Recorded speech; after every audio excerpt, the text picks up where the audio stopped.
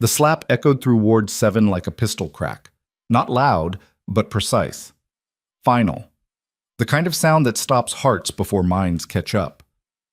Clara Whitmore didn't scream, didn't stumble. Her cheek bloomed red, but her eyes stayed level, locked on the man who'd just struck a 7-month pregnant woman in the middle of an ICU. Victor Hale stood there in his $12,000 suit, hand still raised, breathing hard. Around them, machines beeped.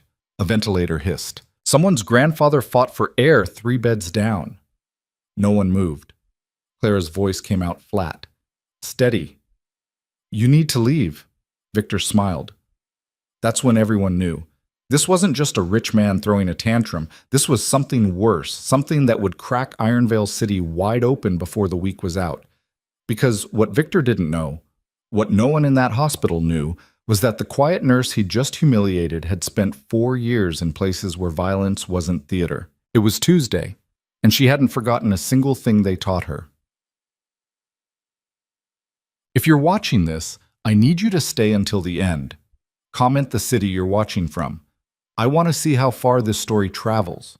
Like if you believe some people are quiet for a reason. And subscribe, because what happens next, no one sees coming.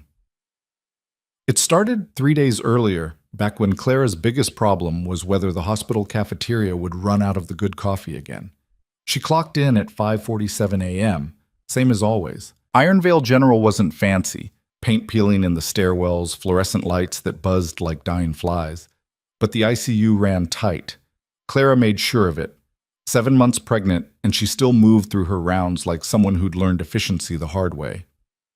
Morning, Mrs. Calloway, she said softly, checking the IV drip on bed 3. The woman didn't respond, hadn't in 6 days, but Clara talked to her anyway. Old habit. In the field, you talk to everyone. Kept them human. Kept you human. Your grandson called again. Says he's driving up from Memphis this weekend. The monitor beeped. Steady. Stable. Clara adjusted the blanket and moved on. Most people saw a nurse, scrubs, sensible shoes, the kind of face that didn't demand attention. She liked it that way. Let them see what they expected. Let them think harmless. Safer that way. Her phone buzzed. A text from her landlord. Rent's due Friday. No extensions this time. Clara deleted it without answering. She had $400 in checking and another $600 she couldn't touch because it was earmarked for the crib she still hadn't bought. The math didn't work, but the math never worked. You just kept moving. Nurse Whitmore? She turned. Dr. Benjamin Frost stood in the doorway, chart in hand, looking like he'd aged 10 years overnight. Frost was old school, good at his job, terrible at hospital politics, which meant he got stuck with every nightmare case administration wanted to bury. What have you got? Clara asked. Bed 9. Just came up from ER. Overdose. Maybe intentional, maybe not. Boyfriend's in the waiting room losing his mind. Clara glanced toward the closed curtain around bed 9. Stable? For now, but she's going to need close monitoring. I'm putting her on your rotation. Clara nodded. One more name, one more fight. She pulled the curtain back. The girl couldn't have been older than 22. Pale, thin, track marks up both arms. Her breathing was shallow but steady, machines doing most of the work. Classic opioid crash. Clara had seen 100 of them. More, if you counted the field. She checked the chart. Mia Langford, age 21. No insurance. No next of kin listed except the boyfriend. Clara knew the type before she even met him. Loud, defensive, convinced the hospital was the enemy. She'd dealt with worse. Can I see her? The voice came from behind her. Clara turned. He was younger than she expected, clean cut, expensive watch, the kind of guy who looked like he'd never been told no in his life. Family only right now, Clara said. Standard line. I'm her boyfriend. That's not family. His jaw tightened. She doesn't have family. I'm all she's got. Clara didn't blink. Then you'll wait like everyone else. For a second, she thought he'd push it, but he didn't. He just turned and walked back toward the waiting room, shoulders tight, fists clenched. Something about the way he moved made Clara's instincts itch. Not fear. She didn't do fear anymore, but awareness. The kind you develop when you've had to watch your perimeter in rooms where everyone's armed and no one's friendly. She made a note in the chart and moved on. The morning crawled. Clara checked vitals, updated charts, fielded calls from families who wanted answers she couldn't give. By noon, her feet ached and the baby was doing gymnastics against her ribs. She grabbed 15 minutes in the break room. Stale coffee, vending machine crackers. The TV mounted in the corner was playing local news, something about a new development project downtown. Another ribbon-cutting ceremony with the mayor grinning like he'd personally laid every brick. "You look like hell," Rita said, dropping into the chair across from her. "Thanks. I'm serious. When's the last time you slept?" Clara shrugged. "I sleep." "Liar." Rita pulled out her phone, showed Clara a picture of a crib still in the box. "My sister's kid outgrew this. It's yours if you want it." Something in Clara's chest tightened. "I can't." "You can. It's just taking up space in her garage." Rita stood, patted Clara's shoulder. "Let people help you, Whitmore. You're not in this alone." But Clara was. Had been for a long time. She threw away the crackers she hadn't touched and went back to work. Shift change came at 7 p.m. Clara was halfway through handoff when the alarm started screaming. Bed 9. She moved fast, faster than most people thought a pregnant woman could, and yanked the curtain back. Mia was seizing, back arched, eyes rolled white. "Get Frost!" Clara barked at the nearest tech, already reaching for the crash cart. Training took over, hand steady, mind clear. She didn't think. Thinking slowed you down. You just acted. Airway, breathing, circulation. Frost burst through the door, already gloved. "Talk to me." Tonic clonic, 30 seconds in. No response to stimuli. They worked in sync. No wasted words. No panic. 2 minutes later, Mia was stable again. Sedated. Monitored. Clara stepped back, breathing hard, one hand pressed to her belly. The baby kicked, hard, like she knew her mom had just been running on adrenaline. "You good?" Frost asked. Clara nodded. "Yeah." "Go home. You've been on for 14 hours. "I'm fine." "Whitmore." Frost's voice dropped. "Go home." She didn't argue. Arguing was for people who had the energy. The apartment was dark when she got back. Power company had sent another warning, payment overdue. Clara flipped the switch anyway. Lights came on. For now. She dropped her bag by the door and kicked off her shoes. The place wasn't much. One bedroom, peeling wallpaper, a bathroom where the tiles had given up years ago, but it was hers. For another week, anyway. She made tea, sat at the tiny kitchen table, stared at the stack of bills she couldn't pay. Her phone buzzed. Unknown number. She almost didn't answer, but instinct made her pick up. "Clara Whitmore?" The voice was unfamiliar. Male. Clipped. "Who's asking?" "My name is Victor Hale. I'm calling about Mia Langford." Clara frowned. "Are you family?" "I'm her father." That stopped her. The chart had said no next of kin. "She didn't list you," Clara said carefully. "She wouldn't. We're estranged." A pause. "How is she?" "I can't discuss patient information over the phone." "I understand, but I need to see her." "Visiting hours are, I'll be there in 20 minutes. The line went dead. Clara stared at the phone. Something felt wrong. She tried to shake it off, took a shower, changed into sweats. But the feeling wouldn't leave. At 9:43 p.m., she got back in her car and drove to the hospital. Victor Hale arrived exactly 20 minutes later. Clara knew because she'd positioned herself at the nurse's station with a clear view of the entrance. Couldn't explain why. Instinct, maybe. Or the fact that estranged father and no next of kin didn't line up clean. She watched him walk in, tall, mid-50s. Expensive suit, expensive shoes, expensive everything. He moved like someone used to people getting out of his way. "I'm here to see Mia Langford," he said.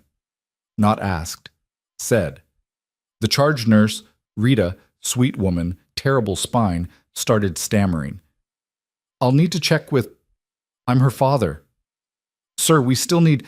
Do you know who I am?" Rita froze. Clara stood up. "She's not taking visitors right now." Victor turned. His eyes were cold, flat, the kind of eyes that calculated cost before empathy. "And you are?" "Her nurse." Then you'll take me to her. No, Clara said. I won't. The room went quiet. Victor stepped closer. Not threatening, yet, but deliberate. Testing. I don't think you understand the situation, he said softly. I understand just fine. Your daughter is sedated and critical. You're not listed as next of kin. You don't get access. His smile didn't reach his eyes. I could have you fired for this. Claire didn't blink. You could try. For a long moment, neither of them moved. Then Victor pulled out his phone, made a call, didn't break eye contact. James, it's Victor. I need you to handle something. He hung up. 30 seconds later, the hospital director walked in. James Mercer was a politician in a lab coat, more concerned with donors than patients, more interested in optics than outcomes. He took one look at Victor and his expression shifted from confusion to something like panic. Mr. Hale, I didn't realize you were— Your nurse is refusing me access to my daughter. Mercer's eyes cut to Clara. Is this true? He's not listed as— I don't care what he's listed as. Mercer's voice dropped to a hiss. Do you have any idea who you're talking to? Clara said nothing. Mr. Hale is one of our largest benefactors. He funds half the cardiology wing. Without him, we'd be operating out of a tent in the parking lot. That doesn't change patient protocol. Mercer's face went red. Whitmore, if you don't eat— It's fine, Victor said smoothly. I'll come back tomorrow, when someone more reasonable is on shift. He walked out. Mercer turned on Clara the second the door closed. What the hell were you thinking? I was thinking about patient rights. You were thinking about yourself. That man could buy this hospital twice over and still have money left for a yacht. Then maybe he should, Clara said quietly. Might actually get some decent equipment. Mercer's eyes narrowed. Go home. We'll discuss this tomorrow. Clara grabbed her coat. She was halfway to the elevator when she heard the crash. Bed 9. Clara ran. The curtain was open. Mia was flatlining. The boyfriend, ex-boyfriend, she corrected mentally, was standing over her, syringe in hand, eyes wide like he'd just realized what he'd done. Security! Clara shouted, already moving. He bolted. She didn't chase him. She went to Mia. No pulse, no breathing. Clara started compressions, hard, fast, counting in her head the way they drilled into her in basic training. 1, 2, 3, 4. Frost appeared. Crash cart, defibrillator. Clear! Mia's body jerked. Nothing. Again. Thump. Still nothing. Clara kept compressing. Her arms burned. Her belly pressed against the bed rail. The baby kicked in protest. Whitmore, stop. She's— No. She kept going. 30 seconds, a minute. Clara. Frost's hand on her shoulder. She stopped. The flatline screamed. Mia Langford was 21 years old, and she was gone. Clara sat in the break room at 3 a.m., staring at cold coffee she wasn't drinking. The boyfriend had vanished. Police were looking, but Clara knew they wouldn't find him. Guys like that always had an exit plan. She should have seen it coming, should have flagged him, should have— Whitmore. Mercer stood in the doorway. Go home, he said. I'm fine. That wasn't a suggestion. Clara looked up. His expression was strange, not angry, almost nervous. What's going on? Mercer hesitated. Mr. Hale is filing a complaint. Says your refusal to grant him access contributed to his daughter's death. Clara's blood went cold. That's insane. Maybe. But he's got lawyers, good ones, the kind that don't lose. So we fight it. We don't do anything. You're suspended pending investigation. The words hit like a fist. You're serious. I don't have a choice. You always have a choice. Mercer's face hardened. Not when the choice is between one nurse and a $10 million donor. Not when the choice is between your pride and this hospital's survival. He walked out. Clara sat there, hand on her belly, the baby kicking like she could feel her mother's heart breaking. She didn't go home. She went back to the ICU, grabbed Mia's chart, started reading. Estranged father, no contact in 3 years, restraining order filed and dropped. History of— Clara stopped. There it was. Mia hadn't been estranged from her father because of some family drama. She'd been hiding from him. The notes were vague, buried in social worker reports that most people skipped over. But Clara had been trained to read between lines. Patient reports fear of father, states he has connections and can't be stopped. Exhibits signs of long-term psychological trauma consistent with... The word was redacted. But Clara didn't need to see it. She'd seen enough cases like this. Women who ran. Women who hid. Women who ended up dead anyway because money bought silence and power bought freedom. And the boyfriend, the one who'd just killed her, had been on Victor Hale's payroll. Clara pulled out her phone, started searching. Victor Hale, CEO of Hale Industries, real estate mogul, philanthropist. His face smiled out from a dozen charity galas, ribbon cuttings, political fundraisers. She kept digging, pulled up court records, found the restraining order Mia had filed 4 years ago. Petitioner states respondent has engaged in threatening behavior, financial control, and isolation tactics. Petitioner fears for her safety, filed, approved, then withdrawn 3 weeks later. No explanation. Clara's hands started shaking, not from fear, from something else. She scrolled further, found an article from 6 years back.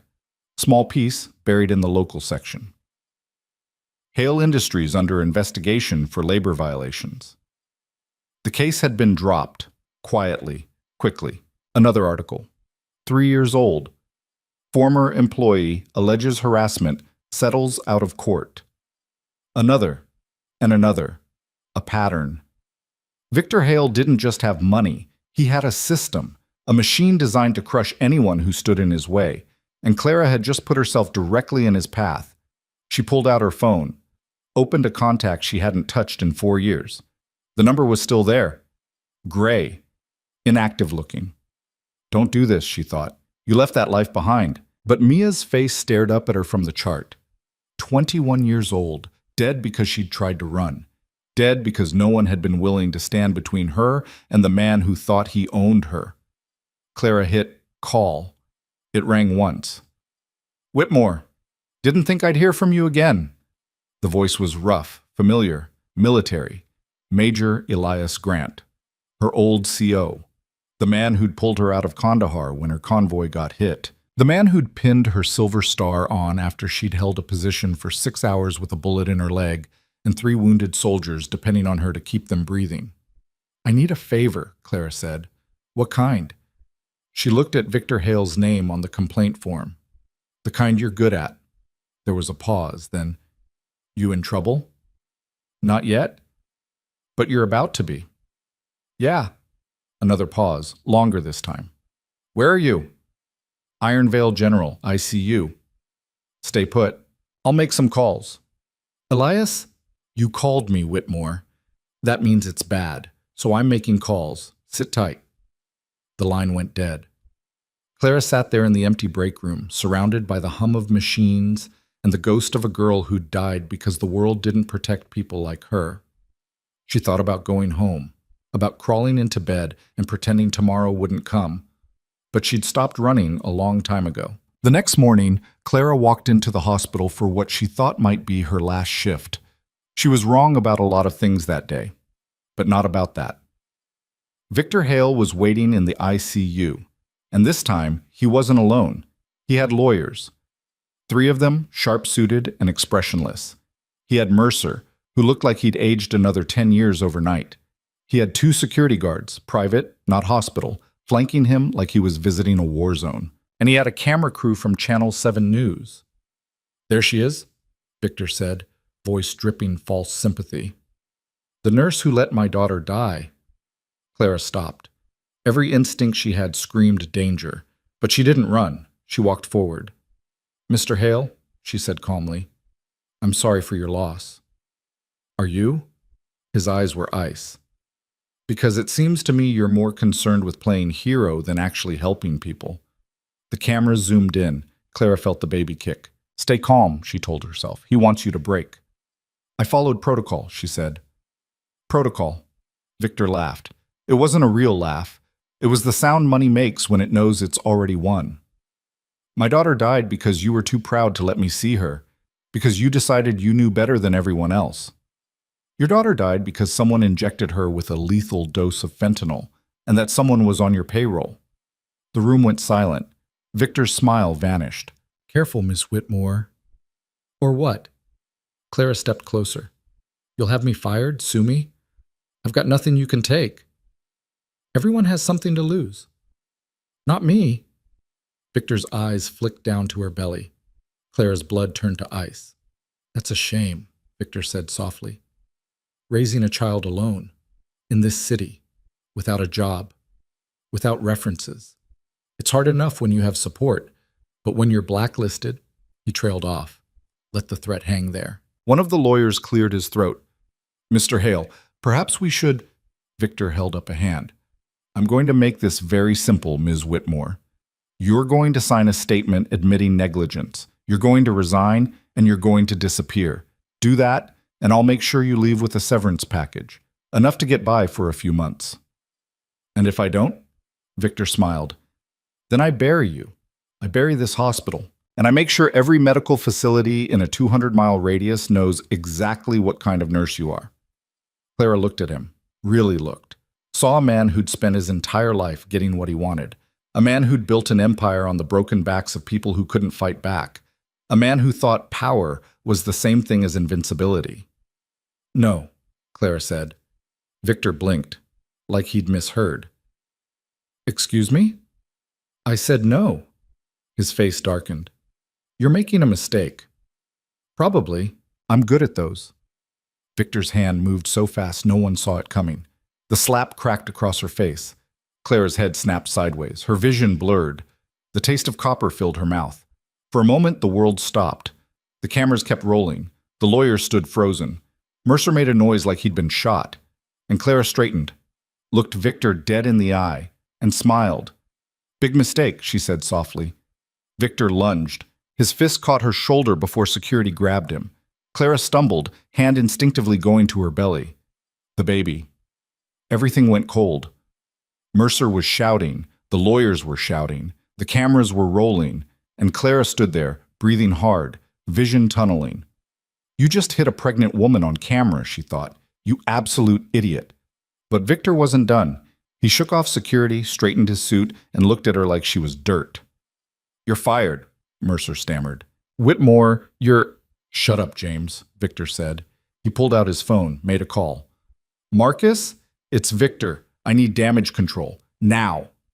He hung up. Looked at the camera crew. Delete that footage. The reporter, young, blonde, looked fresh out of journalism school, blinked. Sir, we can't. You can, and you will, or Channel 7 loses its biggest advertiser. The cameraman looked at the reporter. The reporter looked at her producer. They deleted it, just like that. Clara watched it happen, watched the proof disappear, watched power do what power always did. Now, Victor said, turning back to her, you're going to leave, you're going to keep your mouth shut, and if you're very, very lucky, I'll let you fade into obscurity instead of destroying you completely. Clara said nothing, just turned and walked toward the exit. Rita grabbed her arm. Clara, don't... It's okay, Clara said quietly. It wasn't, but she said it anyway. She walked out of Ironvale General at 9:17 a.m. on a Tuesday. Pregnant, jobless, bleeding slightly from where her teeth had cut her cheek. She got in her car, sat there, stared at the hospital she'd worked at for 3 years. Her phone buzzed. Text from an unknown number. Your bank accounts have been frozen, pending litigation. Eviction notice will be served within 24 hours. This is a courtesy warning from Hale Industries Legal Department. Clara read it twice. Then she started laughing. Not because it was funny, because it was exactly what she'd expected. She drove home, packed a bag. Not much. Some clothes, her nursing credentials, the ultrasound photos she kept in a drawer. Another text. This is your landlord. You have until 6 p.m. to vacate. Locks will be changed. Clara checked the time. 10:34 a.m. She had options. Could call Rita, maybe crash on her couch for a few days. Could reach out to one of the other nurses. Her phone rang. Unknown number. She answered. Whitmore. It's Grant. Clara closed her eyes. Elias. I heard what happened. Saw the footage before it got scrubbed. How? Doesn't matter. What matters is you're out of time. I know. So here's what's going to happen. You're going to pack whatever you can't leave behind. You're going to drive to the Riverside Motel on Route 9, room 14, keys under the mat. Elias, I can't ask you to. You didn't ask. I'm telling you. You've got 8 hours before Hale's people start making moves. After that, things get complicated. They're already complicated. Not like this. Grant's voice dropped. Clara, listen to me. This isn't some corporate suit trying to scare you. This is a man with reach. Real reach. If you stay visible, he'll crush you. And that baby. Clara's hand went to her belly. What do you want me to do? Disappear. For now. Let me handle the rest. Handle what? What we're good at. The line went dead. Clara stood in her apartment, former apartment, and looked around. This was it.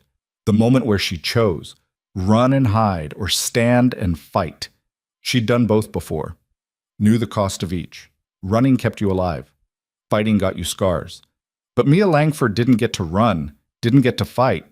She just died alone in a hospital bed while the man who'd destroyed her walked free. Clara grabbed her bag, walked out, didn't look back. The Riverside Motel was exactly as depressing as it sounded. Peeling paint, flickering neon. The kind of place where no one asked questions because no one wanted answers. Room 14 smelled like cigarettes and regret. Clara dropped her bag on the bed and sat down. Her phone buzzed. Text from Grant. Stay off grid. Don't use credit cards. Don't call anyone. I'll be in touch. Another buzz. Different number. This is Channel 7. We'd like to interview you about the incident at Iron Vale General. We can offer protection and... Clara deleted it. Another. Ms. Whitmore, this is attorney Sarah Chen with the Civil Rights Coalition. We believe you have a case against... Deleted. Another. You stupid bitch. You think you can talk about Mr. Hale like that? You're dead. You and that... Clara turned off her phone. Silence. Just her and the baby and a motel room that cost $40 a night.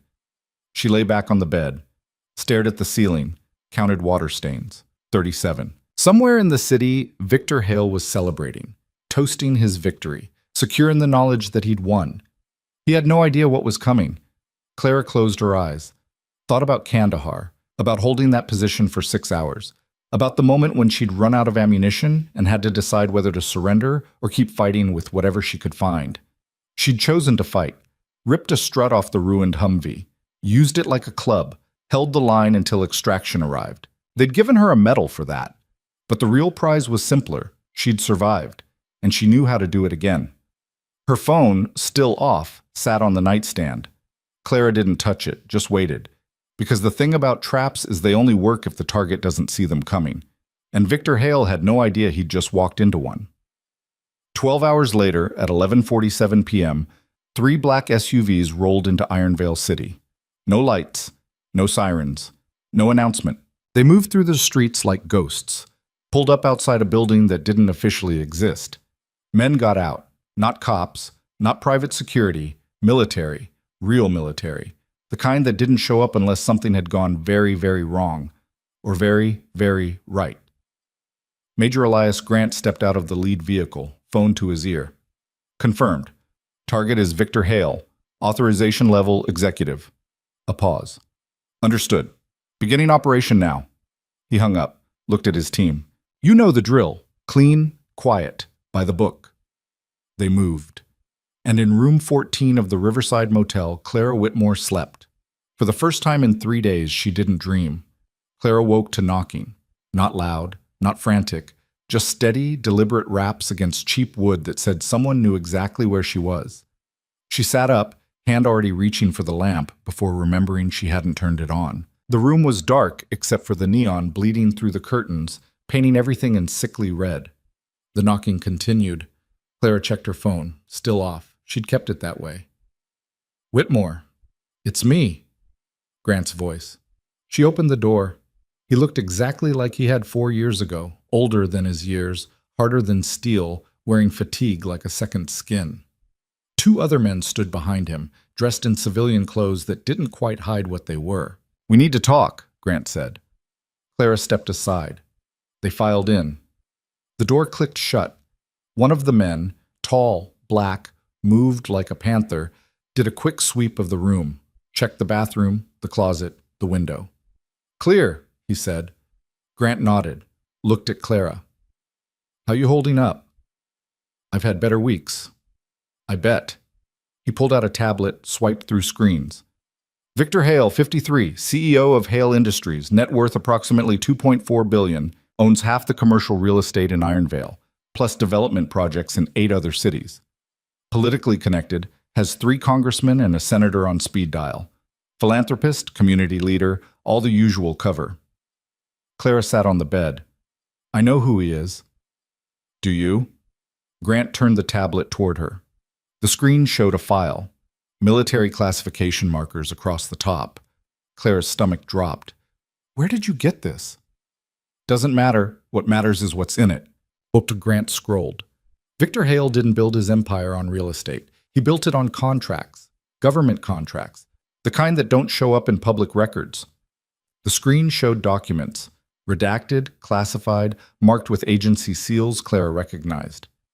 He's been running black site logistics for 15 years, Grant continued. Moving equipment, personnel, materials, stuff that can't go through normal channels. He's good at it, quiet, careful. Made himself indispensable. Why are you telling me this? Grant looked at her. Because you kicked a hornet's nest, and the hornets have friends in very high places. The tall man, Grant introduced him as Captain Marcus Webb, spoke up. We ran surveillance on Hale's operation after you called. Found something interesting. He pulled out his own tablet. Showed Clara footage from what looked like a warehouse. Men moving crates. Military-grade equipment. Weapons. This was taken 2 days ago, Webb said. One of Hale's subsidiary warehouses on the south side. Officially, it's storing construction materials. Clara watched the footage, saw the crates being loaded into unmarked trucks. Those aren't construction materials, she said. No, they're not. Grant took over. Hale's been skimming, not much, just enough to stay under the radar. Weapons, ammunition, even some tech. Selling it to private buyers, militias, foreign actors, anyone with cash. Clara felt cold. You're saying he's an arms dealer. We're saying he's a traitor. Grant's voice was flat. And he's been doing it for at least 3 years. Maybe longer. Then arrest him. Can't. Not yet. Grant sat in the room's only chair. Hale's got protection. High-level protection. People who don't want this coming out because it makes them look bad. People who'd rather bury the problem than expose it. So what's the plan? Grant smiled. It wasn't a pleasant smile. You're going to help us take him down. Clara laughed. Couldn't help it. I'm a pregnant nurse living in a $40 motel room. What the hell am I supposed to do? Exactly what you've been doing. Stay visible. Stay angry. Make noise. He'll destroy me. He'll try. And when he does, he'll get sloppy. Grant leaned forward. Men like Hale think they're untouchable. That arrogance is his weakness. He's already made one mistake. He put his hands on you in front of witnesses. If he'd been smart, he would have buried you quietly. Instead, he made it personal. He deleted the footage. From Channel 7, but hospital security cameras don't answer to him. Webb pulled up another screen. We pulled this 2 hours ago. The footage showed everything. Victor's slap, his punch, Clara stumbling, hand on her belly. This goes public. Hale's reputation takes a hit, Grant said. Not fatal, but enough to make his friends nervous. Nervous people make bad decisions. And if they don't? Then we move to phase 2. Clara looked at the 3 men in her motel room, saw the truth in their eyes. This wasn't a rescue mission. This was a trap. And she was the bait. What do you need me to do? She asked. Grant told her. It took 20 minutes. When he finished, Clara sat in silence. That's insane, she finally said. Probably. I could lose everything. You already did. Clara looked down at her belly, felt the baby move. If this goes wrong, it won't. You can't promise that. Grant met her eyes. No, I can't. But I can promise that if you do nothing, Hale wins. He walks away. Finds another nurse, another victim, another person who can't fight back. And it keeps happening. Clara thought about Mia, 21 years old, dead. When do we start? She asked. Now. They moved her that night. Not far, just to a different motel across town. Better security, Grant said, harder to track. Clara didn't sleep. She lay in another unfamiliar bed, listening to traffic outside, wondering if she'd just made the worst decision of her life. Her phone, now back on, buzzed at 6:14 a.m. Text from an unknown number. Check the news. Clara pulled up Channel 7's website. The headline hit her like a fist. Hospital nurse assaulted by prominent businessmen. Exclusive footage. The video played automatically. Every second of it. Victor's slap, his punch, Clara's face. The article was brutal, factual, damning. Victor Hale, CEO of Hale Industries and prominent Iron Vale philanthropist, was caught on camera striking a pregnant nurse during a confrontation at Iron Vale General Hospital. The incident, which occurred Tuesday morning, was initially suppressed but has now been released by an anonymous source. Clara read the whole thing, then read it again. Her phone rang. "You see it?" Grant asked. "Yeah." "Good. Now comes the hard part." "What hard part?" "Wait." The line went dead. Clara waited. By noon, the story had gone viral. Local news picked it up, then regional. By 3 p.m., it was national. Her phone wouldn't stop buzzing. Calls from reporters, lawyers, advocacy groups. She ignored them all. At 4:47 p.m., someone knocked on her door. Clara checked the peephole. A woman, mid-30s, professional suit, carrying a leather briefcase. "Miss Whitmore, my name is Catherine Reeves. I'm an attorney with Morrison & Associates. I'd like to speak with you about representation." Clara opened the door a crack. "I didn't call you." "I know, but I saw the footage. What happened to you is unacceptable. I want to help." "I can't afford a lawyer." Reeves smiled. "Pro bono.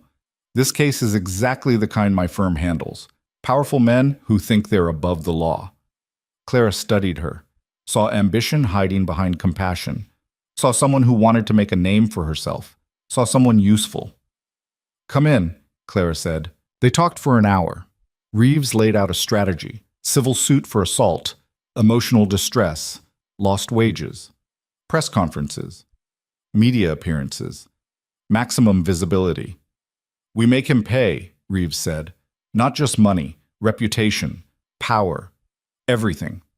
Clara listened, nodded in the right places, said yes.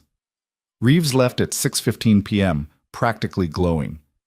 Clara locked the door behind her. Her phone buzzed. Text from Grant. "Well played. Phase 1 complete." Clara looked at the message, wondered when she'd gotten so good at lying. Victor Hale's response came at 8 p.m. A press conference, hastily arranged, broadcast live on 3 local channels. Clara watched from her motel room. Victor stood behind a podium, flanked by lawyers and PR people. He looked tired, strained, but still in control. "I want to address the allegations that have been circulating," he began. "The video you've seen is real, and I deeply regret my actions." Pause. Calculated. "I was under immense emotional distress. I had just lost my daughter. In that moment, I was not myself. I lashed out at someone who was only doing her job, and for that, I am truly sorry." He looked directly at the camera. "Ms. Whitmore, if you're watching this, I apologize. What I did was wrong. I hope you can find it in your heart to forgive me." The reporters erupted with questions. Victor ignored them, walked off stage. Clara watched the screen go dark. Her phone rang. "Don't believe a word of it," Grant said. "I don't." "Good, because he's about to come at you hard." "How hard?" "Check your email." Clara opened her laptop, found a message from an address she didn't recognize. The subject line read, "You should see this." She clicked. A document opened. Legal filing. Clara's name at the top. Victor Hale versus Clara Whitmore. Defamation, slander, intentional infliction of emotional distress. She scrolled through pages of legalese. The demand at the end was clear: $5 million in damages. "He's suing me," Clara said. "Of course he is." Classic slap suit, designed to intimidate, drain your resources, force you to back down. "I don't have resources." Exactly. Which is why Reeves is going to fight it. And while she does, we move to phase 2. Clara closed the laptop. "What's phase 2? You go public, tell your story, make yourself impossible to ignore." "I thought that's what we were already doing." "That was laying groundwork. Now we turn up the heat." Grant hung up. Clara sat in the dark. Outside, the city hummed. Traffic, sirens, life continuing like nothing had changed. But everything had. The interview happened 3 days later. National morning show. Live broadcast. Millions of viewers. Clara sat across from the host, a woman named Diane Fletcher, known for hard-hitting questions and zero tolerance for BS. Ms. Whitmore, thank you for being here. Thank you for having me. Fletcher dove right in. Let's talk about what happened. You were working as a nurse when Victor Hale assaulted you. Walk us through that day. Clara told the story, kept it simple, factual. Let the truth do the work.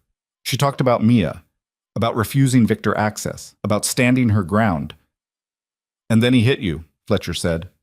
Yes. While you were 7 months pregnant? Yes. Fletcher leaned forward. What went through your mind in that moment? Clara paused, thought about the truth versus the story, chose the story. I thought about my daughter, about what kind of world I was bringing her into. A world where men like Victor Hale can do whatever they want and face no consequences. But he is facing consequences now. Is he? Clara met Fletcher's eyes.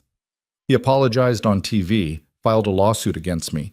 His life hasn't changed. He's still rich, still powerful, still free. What do you want to see happen?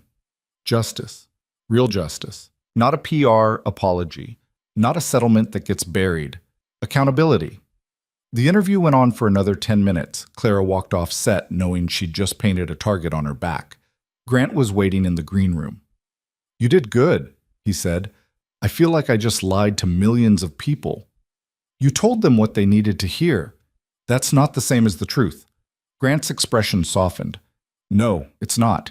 But the truth is you're fighting a man who spent decades hiding behind lawyers and money. You can't beat him by playing fair. So we cheat. We adapt. Clara looked at him. When does this end? Soon. Hale's already making mistakes, pushing too hard, getting desperate. How do you know? Grant showed her his phone, a text chain with someone named Cardinal. Target exhibiting erratic behavior, increased security, multiple calls to assets in D.C. He knows something's wrong, Grant said. He just doesn't know what. That's when people like him get dangerous. Dangerous how? We're about to find out. The attack came that night. Clara was back at the motel, third one in a week, when she heard the sound. Not knocking, scratching, at the window. She froze. The scratching continued, deliberate, slow. Clara grabbed her phone, started to dial. The window shattered, glass exploded inward. Clara threw herself backward, covering her belly. A brick landed on the carpet, paper wrapped around it. She stared at it. Somewhere outside, an engine revved, tires squealed. Clara stood, picked up the brick with shaking hands, unwrapped the paper. 5 words printed in block letters. Drop it or lose everything. She called Grant. He was there in 15 minutes. Brought Webb and 2 other men Clara hadn't seen before. They swept the room, collected the brick, checked the parking lot. Professional job, Webb said. In and out, no trace. Hale? Clara asked. Probably, but we can't prove it. Grant looked at the message. He's scared. Good, Clara said. No, not good. Scared men are unpredictable. Grant turned to Webb. Double security. I want eyes on her 24/7. Already done. Grant looked at Clara. You still in? She thought about backing out, about taking whatever settlement Reeves could negotiate and disappearing. Thought about Mia, about every other woman who'd tried to stand up and been crushed. I'm in, Clara said. Then we escalate. Over the next week, Clara became a household name. Not because she wanted to, because Grant orchestrated it. More interviews, op-eds, a GoFundMe that raised $300,000 in 48 hours. Social media exploded. Hashtags, memes, rage. Victor Hale went from respected businessman to public villain overnight. His companies started bleeding. Partners pulled out. Investors got nervous. The mayor, who'd been photographed with Victor at a dozen charity events, suddenly had amnesia about ever knowing him. Clara watched it all from motel rooms and green rooms in the back of Grant's SUV. He's falling apart, Webb reported during one of their daily briefings. Fired 3 executives this week, Got into a screaming match with his head of security. His lawyers are jumping ship. What about the federal contracts? Clara asked. Grant's expression darkened. Still in place. His friends in D.C. are protecting him. So this was all for nothing. Not nothing. We've damaged him. Made him vulnerable. Now we finish it. How? Grant pulled out a file, set it on the table. You're going to testify. Clara opened it, saw congressional letterhead. The House Oversight Committee is opening an investigation into government contract fraud. They want to talk to you about your interaction with Victor Hale. I don't know anything about his contracts. You know he assaulted you. You know his daughter died under suspicious circumstances. You know he has power and isn't afraid to use it. Grant tapped the file. That's enough to get their attention. Once you testify, they'll dig deeper, find the real dirt. And if they don't, then we leak it ourselves. Clara looked at the three men in the room with her, saw soldiers, not saviors, saw people who'd decided Victor Hale was a target and were willing to use whatever ammunition they had, including her, to take him down. When? She asked. 2 weeks. I'll be 8 months pregnant. I know. If something goes wrong, nothing will go wrong. But Grant's eyes said he was lying. The night before her testimony, Clara couldn't sleep. She paced the motel room, drank water, practiced her statement. At 2 a.m., her phone rang. Unknown number. She almost didn't answer, but something made her pick up. Clara Whitmore? The voice was unfamiliar. Female. Young. Who is this? My name is Sarah. Sarah Langford. Mia was my sister. Clara's heart stopped. I didn't know she had a sister. Most people didn't. We were estranged. I was in rehab when she died. A pause. Breathing. I saw you on TV, saw what you're doing. I'm sorry about Mia. Don't be. She made her choices. Sarah's voice cracked. But she didn't deserve to die. No, she didn't. That's why I'm calling. There's something you should know. About my father. Clara sat down. I'm listening. Mia kept files, records. She was scared he'd come after her, so she documented everything. Every threat. Every time he sent someone to find her. Every payoff. Where are these files? I have them. She sent them to me 6 months ago. Made me promise not to open them unless something happened to her. Why are you telling me this? Sarah was quiet for a long time. Because you're the first person who's ever stood up to him, and I think Mia would want you to have them. Can you send them to me? No, too risky, but I can meet you tomorrow, before you testify. Clara's mind raced. Where? Sarah gave her an address, a coffee shop in downtown Ironvale. Noon, Sarah said. Come alone. The line went dead. Clara sat there, phone in hand, mind spinning. She should tell Grant, should coordinate, plan, make sure it wasn't a trap. But something stopped her. Maybe it was instinct. Maybe it was the memory of Mia's face. Maybe it was the fact that she was tired of being a chess piece in someone else's game. At 11:45 a.m. the next day, Clara walked into the coffee shop alone. She spotted Sarah immediately. Same eyes as Mia, same bone structure, but harder. Survivors always were. Clara sat down. You came, Sarah said. You asked. Sarah pulled a thumb drive from her pocket, set it on the table. Everything's on here. Bank records showing payments to the guy who killed Mia, text messages, emails, even a recording of my father threatening her. Clara picked up the drive. Why not go to the police? I tried. They said it wasn't enough, said Victor had alibis, explanations, said Mia was a drug addict and her word didn't mean anything. Sarah's eyes glistened. But you're different. You have a platform. People are listening to you. This could destroy him. Good. Pocketed the drive. Thank you. Don't thank me. Just make him pay. Sarah stood, walked out. Clara sat there for another 5 minutes. Then she pulled out her phone, called Grant. Where the hell are you? He barked. You were supposed to be at the safe house an hour ago. I have something big. What?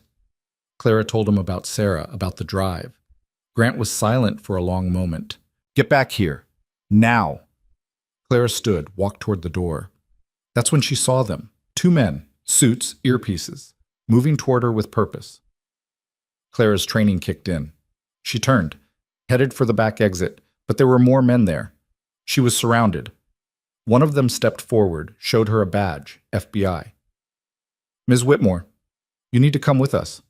Clara's hand went to her pocket, to the drive. Why? You're wanted for questioning in connection with an ongoing federal investigation. What investigation? The agent didn't answer, just gestured toward the door.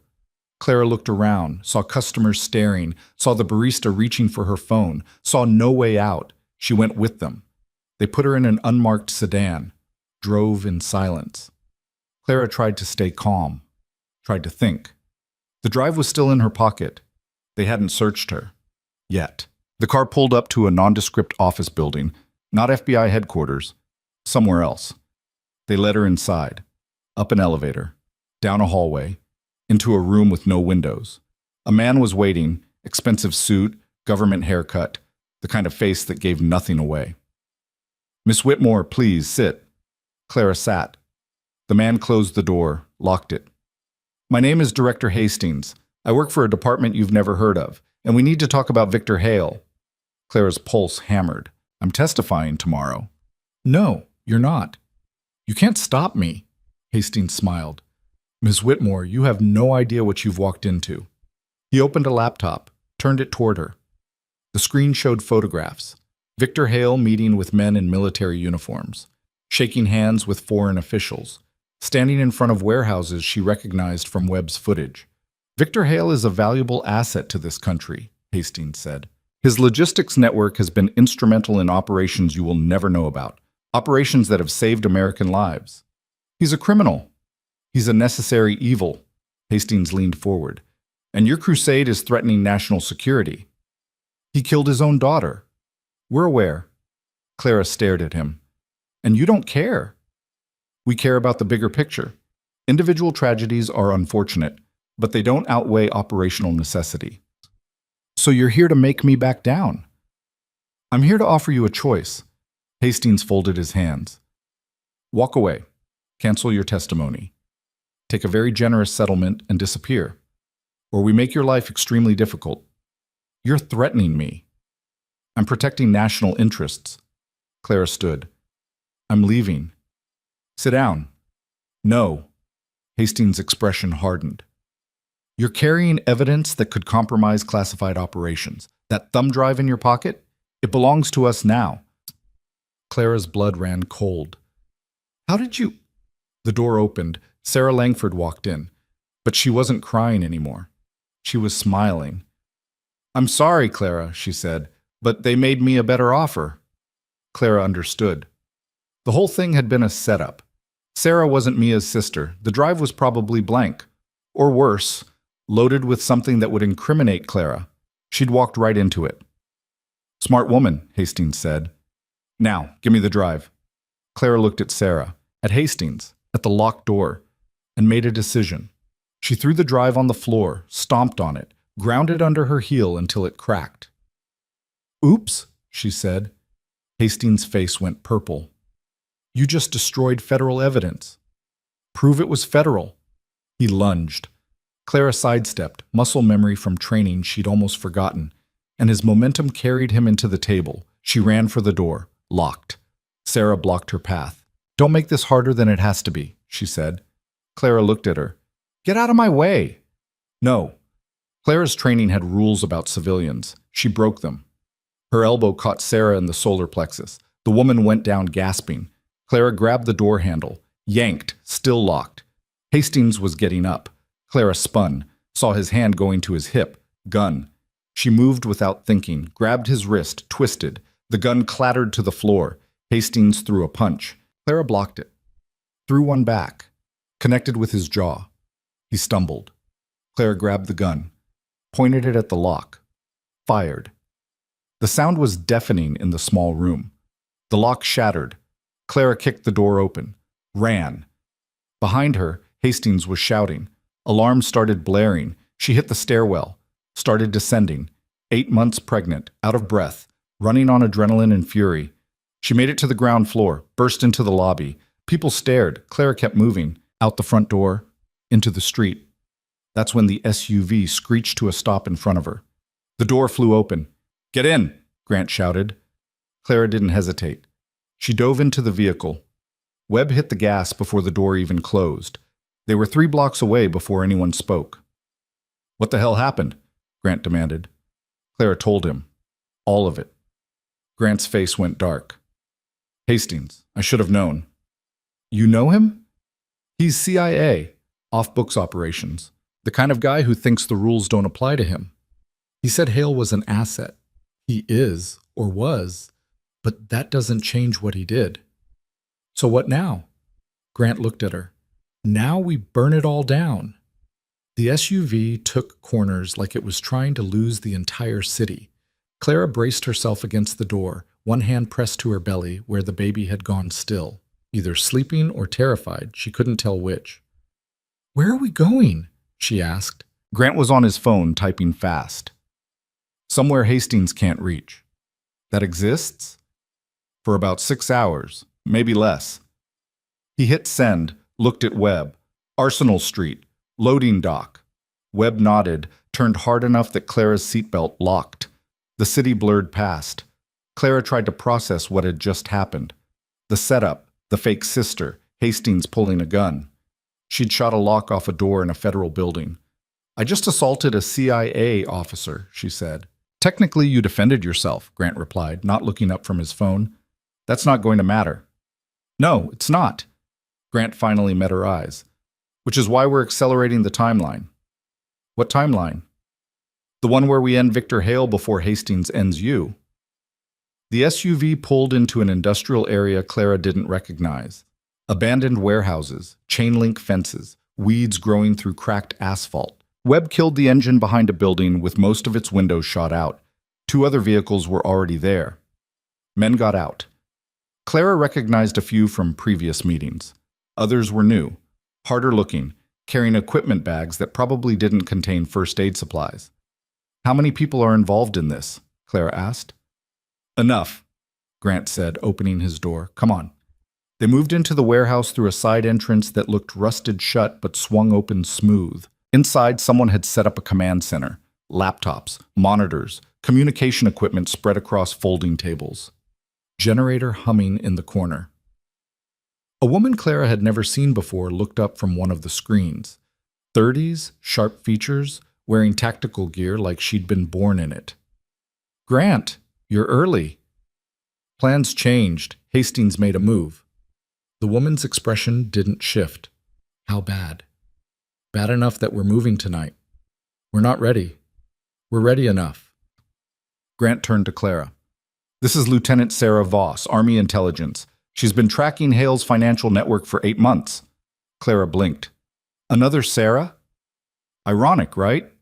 Voss pulled up files on her screen. "Hastings used a fake identity to set you up. We've been monitoring his movements. He's got protection on Hale now, rotating teams, ex-military contractors. Your testimony tomorrow would have been a suicide mission." "So what's the alternative?" Grant gestured to the screens. "We hit Hale where it hurts, his money, his reputation, his freedom, all at once." Clara looked at the data flowing across the monitors. Bank records, property deeds, encrypted communications. "How?" Voss took over. "Hale's got 3 major vulnerabilities. First, his offshore accounts. He's been moving money through shell companies in the Caymans. Second, his federal contracts. The paperwork's clean on the surface, but the underlying transactions aren't. Third, his personal security team. Half of them have criminal records he's paid to seal. And you can expose all this? We already have. The question is delivery." Voss looked at Grant. "If we dump this to the press, Hastings will bury it. If we go through official channels, same problem. We need something bigger." Grant nodded. "We're taking it directly to the Senate Intelligence Committee. They're the only ones with jurisdiction over CIA operations. Hastings can't touch them." "How do we get it to them?" "You." Clara stared at him. "I'm wanted for questioning by federal agents." "Which makes you a liability Hastings has to contain. But if you're in federal custody, the right federal custody, he can't reach you." Webb spoke up from where he'd been checking equipment. "Senator Patricia Hartwell, head of the Intelligence Committee. She's clean. hates Hastings. If we can get Clara to her, Hastings will know the second I surface, Clara interrupted. Not if we do it right. Grant pulled up a map of Ironvale. Hartwell's flying into the city tonight for a private fundraiser at the Grandview Hotel. If we can get you inside, get you to her, she'll listen to a random pregnant woman who's being hunted by the CIA. She'll listen if you have proof. Voss handed Clara a small hard drive. Everything we've compiled on Hale. Financial crimes, federal contract fraud, connections to Hastings, enough to start a real investigation. Clara took the drive. It was warm from Voss's hand. What about Hastings? He's not going to just let me walk into a senator's fundraiser. He won't, Grant agreed, which is why we're creating a diversion. The plan took 20 minutes to lay out. Clara listened, trying to find the holes. There were plenty. This is insane, she said when Grant finished. You've said that before. It's still true. Grant moved closer, lowered his voice. Clara, listen to me. You've got maybe 6 hours before Hastings finds you. When he does, he won't take you to a holding cell. He'll take you somewhere no one will find you. Tell you it's for national security. Make you disappear. So I'm supposed to trust you instead? No. You're supposed to trust yourself. Grant gestured to the screens, the people, the equipment. We're giving you the tools. What you do with them is your choice.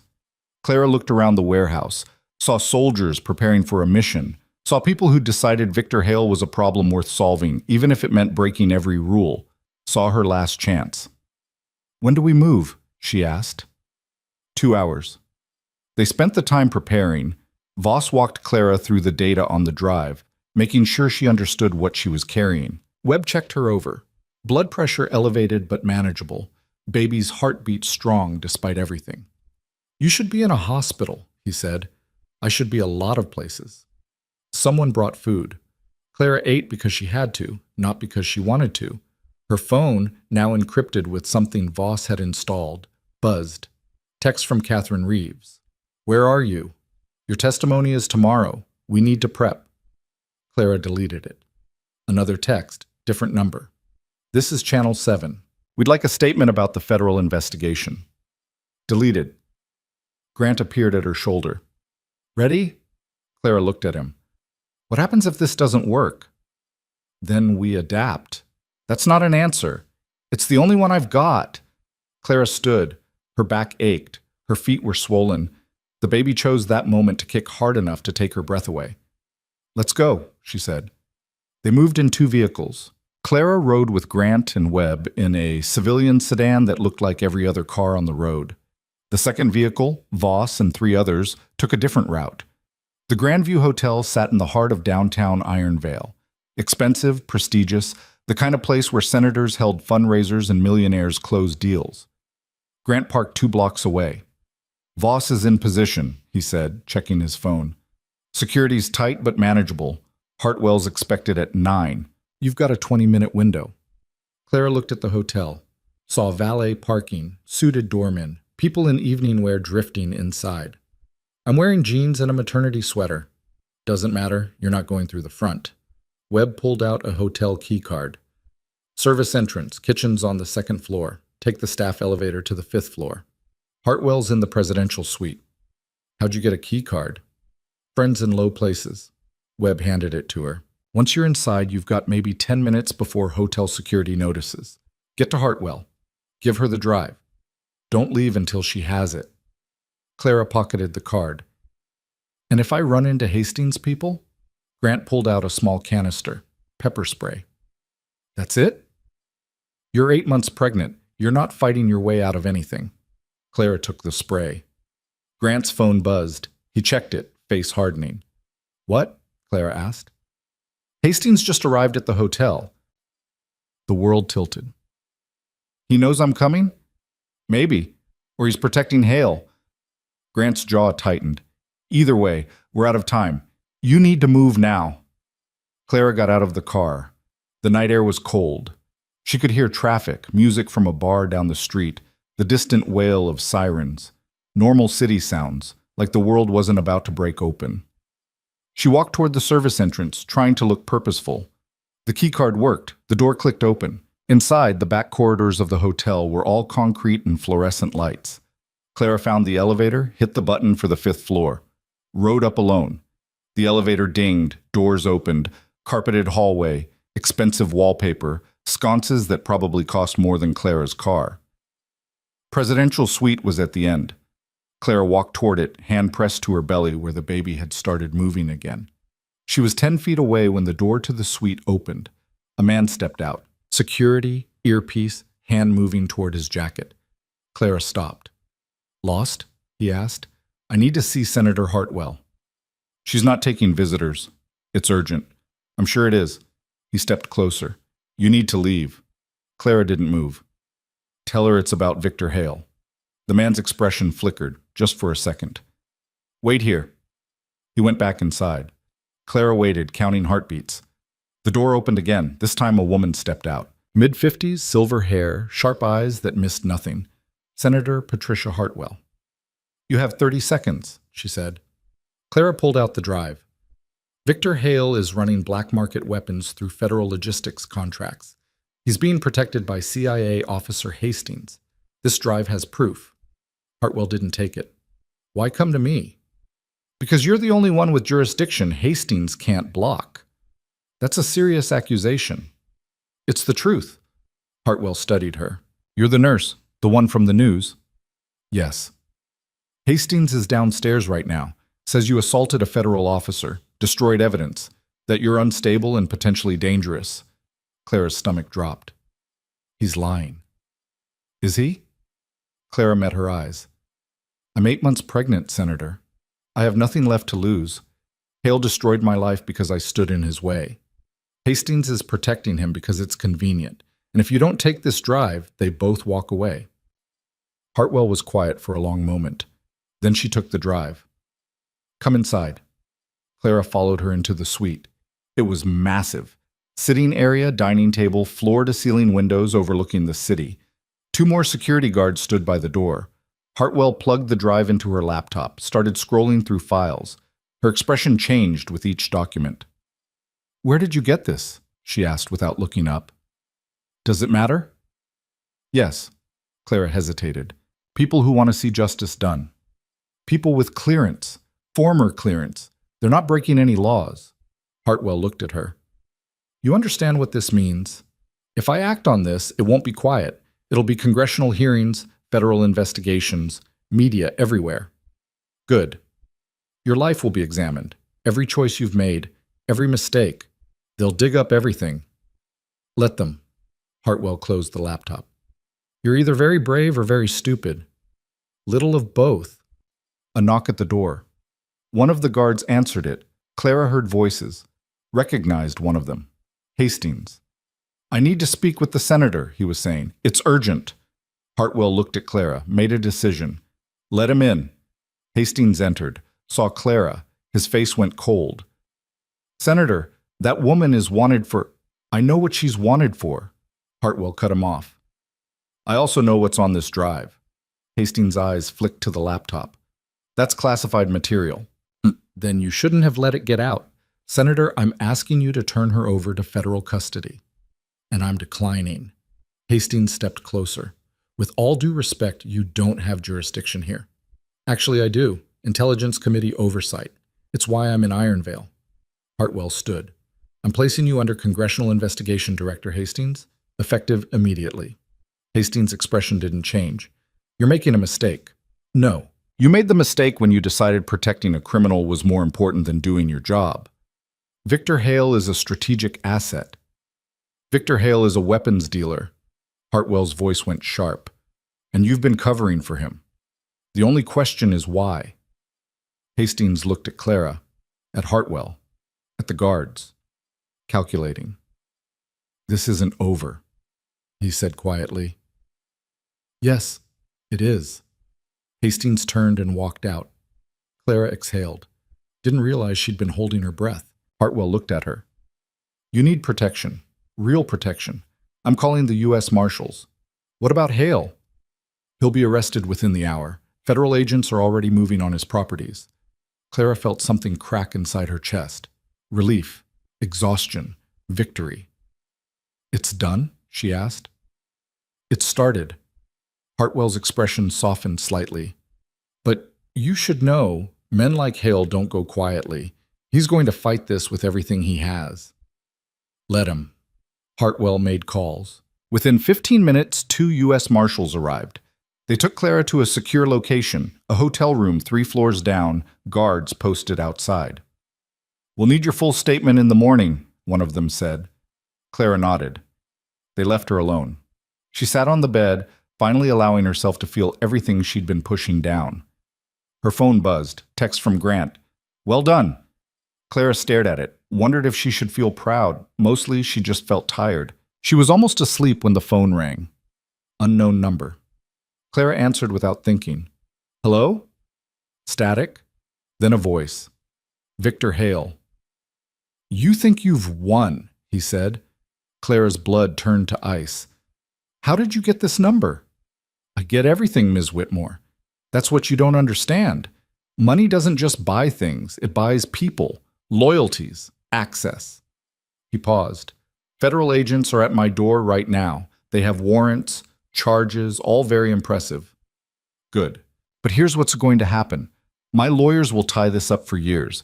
Every document you provided will be challenged, every witness discredited, and when it's over, I'll still be free, and you'll still be nothing. Clara sat up. Why are you calling me? Because I want you to know, this isn't justice. It's theater. You're playing a role written by people who think they're heroes. But they're not. They're just soldiers following orders. Better than being a coward hiding behind money. Victor laughed. You still don't get it. I'm not hiding. I'm standing right here, and I'm going to walk away from this. We'll see. No, you'll see. You'll watch me win, and then you'll understand that the world doesn't reward righteousness. It rewards power. The line went dead. Clara sat in the dark hotel room, phone in hand. Outside, the city lights glittered. She thought about calling Grant. Thought about telling the marshals. But what would she say? That Hale had made threats? They already knew he was dangerous. She tried to sleep, failed. At 3:47 a.m., her door exploded inward. Clara threw herself off the bed, hitting the floor hard. Her belly struck the carpet. Pain lanced through her. Footsteps. Fast. Professional. Flashlights blinding her. Clara Whitmore. Don't move. Not marshals, different voices, different rhythm. Clara tried to see past the lights. Who are you? Private security? You're coming with us. Like hell. She grabbed the lamp off the bedside table, threw it, connected with something. Someone cursed. Clara scrambled toward the bathroom, didn't make it. Hands grabbed her, rough, not caring that she was pregnant. She fought, threw elbows, kicked. Someone hit her. The world tilted. She felt herself being lifted, carried. The marshals, she managed. Are dead, one of the men said flatly. Clara's vision blurred. Dead. The word echoed. They carried her out of the room, down the hallway. She tried to scream, but someone's hand clamped over her mouth. Service elevator, down, parking garage, van waiting. They threw her inside. Clara hit the floor of the van hard, felt something give, pain, sharp and immediate. The baby. Something's wrong, she gasped. The baby. Not our problem. The doors slammed shut. Engine started. Van moved. Clara tried to sit up. Couldn't. The pain was getting worse. She looked down. Blood. Too much blood. I'm hemorrhaging, she said. I need a hospital. You need to shut up.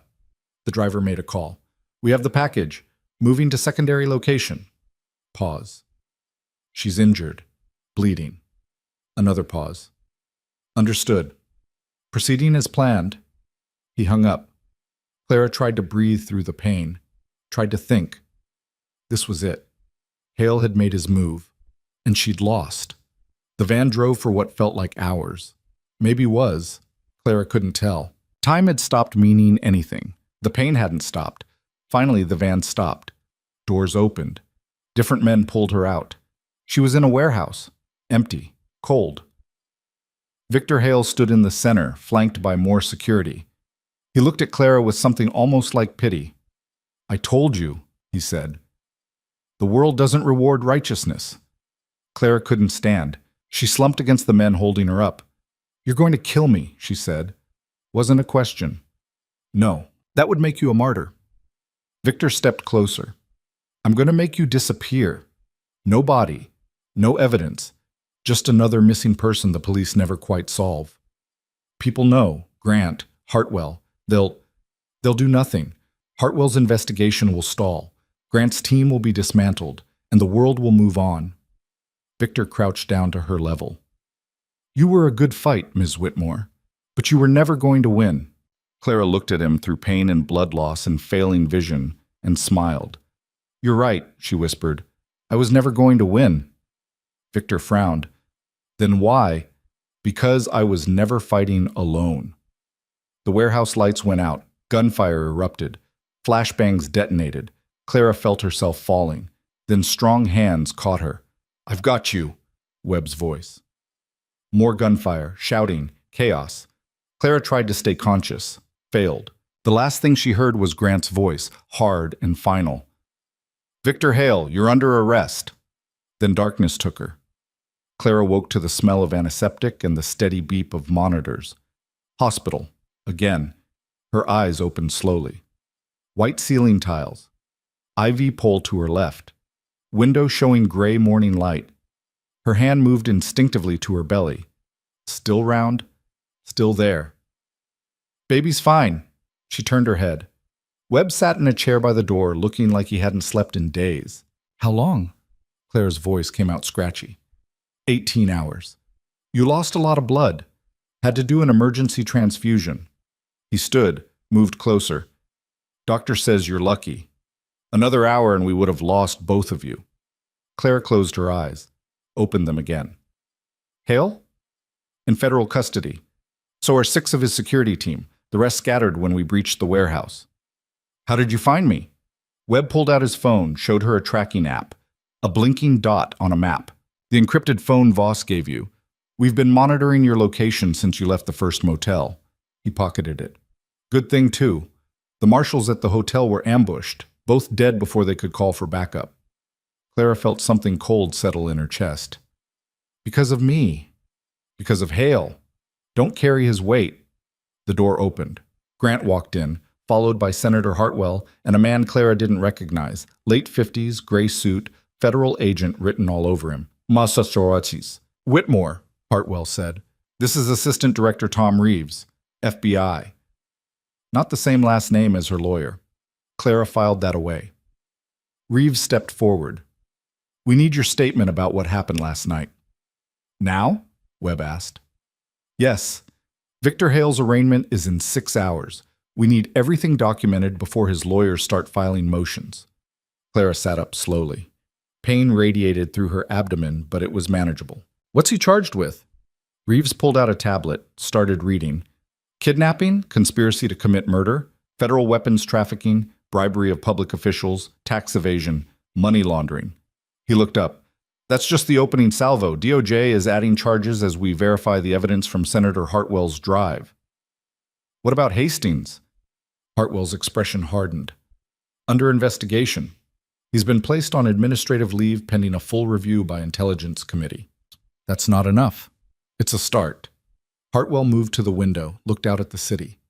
Hastings has been protecting Hale for 3 years. We found communication records, financial transfers, suppressed investigations. He's done. People like him don't stay down, Claire said. No, but they can be contained. Hartwell turned back. Your testimony will be critical, not just for Hale's trial, for the congressional hearings. We're going to expose the entire network. Clara looked at Grant. Is this what you wanted? This is what justice looks like, he replied. Messy, complicated, but real. Reeves cleared his throat. Ms. Whitmore, I need to record your statement. Can you walk me through everything that happened from the moment you entered the Grandview Hotel? Clara told him, every detail, every conversation, every threat. It took 2 hours. When she finished, Reeves looked grim. Hale's going away for a long time. Unless his lawyers get him out, Clara said. They won't. Not this time. Reeves stood. We've frozen his assets, seized his properties, and isolated his communication. He's in a federal holding cell with no bail. How did you manage that? Senator Hartwell made calls. Hale's officially a flight risk and a threat to witnesses. Reeves headed for the door. Get some rest. You'll need it for what's coming. He left. Hartwell followed but paused at the door. You did something remarkable, Miss Whitmore. Most people would have walked away. I didn't have anywhere to walk to. Hartwell smiled slightly. Maybe. But you stood anyway. She left. Grant and Webb remained. What happens now? Clara asked. Now we make sure Hale doesn't wiggle free. Grant pulled up a chair. His lawyers are already filing motions, trying to suppress evidence, claim procedural violations, anything to create reasonable doubt. Will it work? Not if we stay ahead of them. Grant leaned forward. The arraignment is this afternoon. You should be there. Clara stared at him. I'm in a hospital bed. Doctor says you can be discharged in a few hours if you agree to monitoring, and the courthouse has medical facilities. Grant's expression was serious. Hale needs to see you, needs to know you're still standing. That's petty. That's strategy. Right now, his entire defense is going to be built on discrediting you, making you look unstable, unreliable. If you show up, calm, composed, alive, it undermines that narrative. Webb added, plus the media is going to be there. This is the biggest case Iron Vale's seen in decades. Your presence sends a message. Clara looked down at the IV in her arm, at her belly where the baby had started moving again. What message? That you're not a victim anymore, Grant said quietly. You're a witness, and you're not backing down. The discharge process took 3 hours. Doctor wasn't happy about it. Made Clara sign waivers, insisted on a portable fetal monitor, assigned a nurse to accompany her. Any sign of distress, you come back immediately, the doctor warned. Clara agreed. They moved her to an SUV, different vehicle, same tension. The nurse, a woman named Patricia, who looked like she'd seen everything twice, took the front seat. Grant drove. Webb rode shotgun, constantly scanning the streets. The courthouse was downtown. Classical architecture, marble steps, pillars that were supposed to inspire confidence in the legal system. Media vans surrounded it. Back entrance, Grant said, pulling around. They got Clara inside through a service door, avoiding the cameras. The building's interior was all polished floors and echoing hallways. People in suits moved with purpose, carrying briefcases and folders. A bailiff met them. Courtroom 4, Judge Brennan's already seated. They took an elevator to the 3rd floor. Claire could hear the murmur of voices before they even reached the courtroom. The doors opened. The gallery was packed. Reporters, lawyers, spectators who'd lined up hours ago for a seat. Every head turned when Clara entered. She walked slowly, one hand on Patricia's arm for support. Ignored the whispers. Ignored the cameras. Found a seat in the front row, reserved for witnesses and victims. Sat down. Across the aisle, Victor Hale's legal team was setting up. 7 lawyers, all expensive suits and leather briefcases. They moved like a machine, organized, confident, prepared. Then the side door opened. Victor Hale walked in. He was in an orange jumpsuit, wrists cuffed, ankles shackled, 2 federal marshals flanking him, but his expression hadn't changed, still cold, still calculating. His eyes found Clara, held there. She didn't look away. The bailiff stood. All rise. The Honorable Judge Marion Brennan presiding. Everyone stood. The judge entered. A woman in her 60s, gray hair pulled back, face that suggested she'd heard every lie and seen every trick.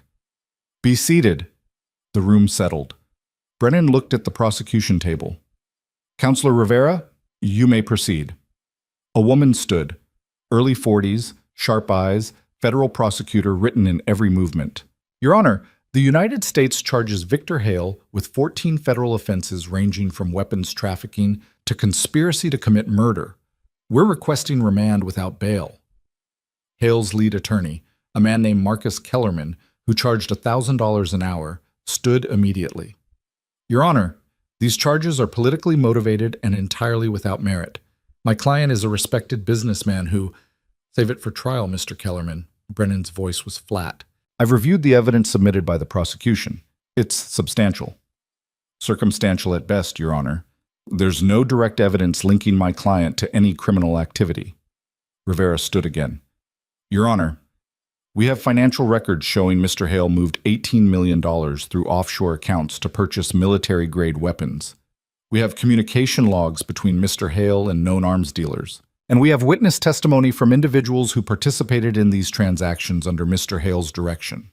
Kellerman didn't miss a beat. Hearsay and speculation. The financial records can be explained through legitimate business transactions. The communication logs lack context, and the so-called witnesses are criminals seeking reduced sentences. Brennan looked at Rivera. What about the kidnapping charge? Mr. Hale orchestrated the abduction of Ms. Clara Whitmore from federal protective custody. 2 U.S. Marshals were killed during that operation. Ms. Whitmore was held in a warehouse owned by one of Mr. Hale's subsidiaries, where he personally threatened her life. Kellerman turned to look at Clara for the first time. Ms. Whitmore's account is questionable at best. She's been under extreme stress, 7 months pregnant, recently unemployed. Her mental state, careful, counselor. Brennan's voice carried a warning. Kellerman adjusted. I'm simply noting that her testimony may be influenced by emotional trauma and external pressures. She has every incentive to cooperate with prosecutors who've promised her media attention and financial support. Clara felt anger rising but kept her face neutral. Rivera spoke up. Ms. Whitmore's testimony is corroborated by physical evidence, surveillance footage from the warehouse raid, and statements from the arresting officers. This isn't a case of he said, she said. It's documented fact. Brennan looked in the prosecution table. You have the footage? Yes, Your Honor. I want to see it. Chambers. Now. The judge stood. Everyone rose. Brennan disappeared through a side door, followed by Rivera and Kellerman. The courtroom murmured. Clara sat back down, breathing slowly. The baby was moving, restless, like she could feel her mother's tension. Webb leaned over. You okay? No? Good, means you're paying attention. 20 minutes later, the judge returned. Her expression had changed, harder. Everyone rose again, sat when she did. Having reviewed the evidence, Brennan began, I'm denying bail. Mr. Hale will be remanded to federal custody pending trial. Kellerman shot to his feet. Your Honor, that's not open for debate. Your client orchestrated a kidnapping that resulted in the deaths of 2 federal officers. He's a flight risk with substantial resources. Bail denied. She banged the gavel. The courtroom erupted. Reporters rushed for the doors. Lawyers started arguing. The marshals moved to take Hale back into custody. Victor turned one last time, looked at Clara. His expression promised this wasn't over. Then he was gone. Clara exhaled, didn't realize how tense she'd been until her shoulders dropped. Grant appeared at her side. That was round 1. How many rounds are there? As many as it takes. They got Clara out through the same service entrance, avoiding the media circus out front. The SUV was waiting. Patricia checked her vitals. Blood pressure's up, but stable. How's the pain? Manageable. Don't lie to me. Clara met her eyes. It hurts, but I can handle it. Patricia nodded. Back to the hospital. No, safe house. Grant looked at her. Clara, I'm not spending the next 6 months in a hospital bed. I need somewhere secure where I can prepare for trial. Grant and Webb exchanged glances. We have a location, Webb said slowly. Outside the city, private, secure. Then take me there. They drove for an hour, leaving Ironvale behind. The landscape changed from urban sprawl to rural farmland. Eventually, they turned onto a dirt road that led to a compound. High fences, security cameras, buildings that looked more military than residential. What is this place? Claire asked. Private facility, Grant said. Used for witness protection occasionally, off the books. They pulled up to the main building. Someone had already prepped a room. Hospital bed, monitoring equipment, supplies. Patricia helped Clara settle in. I'll be checking on you every 4 hours. Any cramping, bleeding, dizziness, you tell me immediately. I will. Patricia left. Grant remained. You should know, Hale's team is already working the media, spinning this as government overreach, political persecution. They've got surrogates on every news channel. Let them spin. They're targeting you specifically, digging into your past. Military record, personal life, finances. Clara looked at him. What are they going to find? classified deployments you can't talk about, a marriage that ended badly, debt you can't pay. Grant pulled up a chair. They're going to paint you as desperate, unstable, willing to say anything for money and attention. None of that's true. Doesn't matter, it just needs to sound plausible. Grant leaned forward. You need to be ready for them to tear you apart. Claire was quiet for a moment. What about you? What happens when they find out you're feeding me information, coordinating with Hartwell, running an unauthorized operation? They already know. DOD opened an investigation yesterday. And I'll probably lose my commission, maybe face charges. Grant shrugged. Worth it. Why? Because people like Hale don't stop unless someone stops them, and sometimes that someone has to be willing to pay the price. Clara studied him, saw a soldier who'd decided that following orders mattered less than doing what was right. Thank you, she said quietly. Grant stood. Get some rest. Tomorrow we start building your testimony for the grand jury. He left. Clara lay back, staring at the ceiling. The baby kicked, strong, insistent. I know, Clara whispered. I know you want out. Just hold on a little longer. The next 3 weeks were preparation. Rivera came to the safe house daily, walking Clara through every aspect of her testimony. What questions the defense would ask, how to answer without getting trapped, how to stay calm under pressure. They're going to try to rattle you, Rivera warned. Make you angry, make you cry, make you look emotional and unreliable. I won't give them that. Everyone says that. Then they get on the stand and Kellerman starts implying they're lying and suddenly they're shouting. Clara looked at her. I've been shot at by people who actually wanted me dead. Kellerman's just a lawyer. Rivera smiled slightly. Good. Hold on to that. The grand jury hearing was scheduled for early December. Before that, there were depositions. Clara sat across from Hale's lawyers in a conference room at the federal building, answering questions for 8 hours straight. Kellerman led the questioning. Ms. Whitmore, you claim my client assaulted you at Iron Vale General Hospital. Is that correct? It's not a claim. It's what happened. You have video evidence? Yes. It was played at the arraignment. That footage was obtained illegally from hospital security systems without proper authorization. That's not my problem. Kellerman's expression didn't change. You also claim my client threatened you in a warehouse, yet there's no recording of that conversation. Because he had me kidnapped before I could record anything. Allegedly kidnapped. You have no proof my client ordered that action. He was there. He admitted it. According to your testimony, which is uncorroborated. Rivera cut in. The warehouse is owned by Hale Industries. Security footage shows Mr. Hale arriving 30 minutes before the raid. There are witnesses. Witnesses with clear bias and potential charges of their own, Kellerman countered.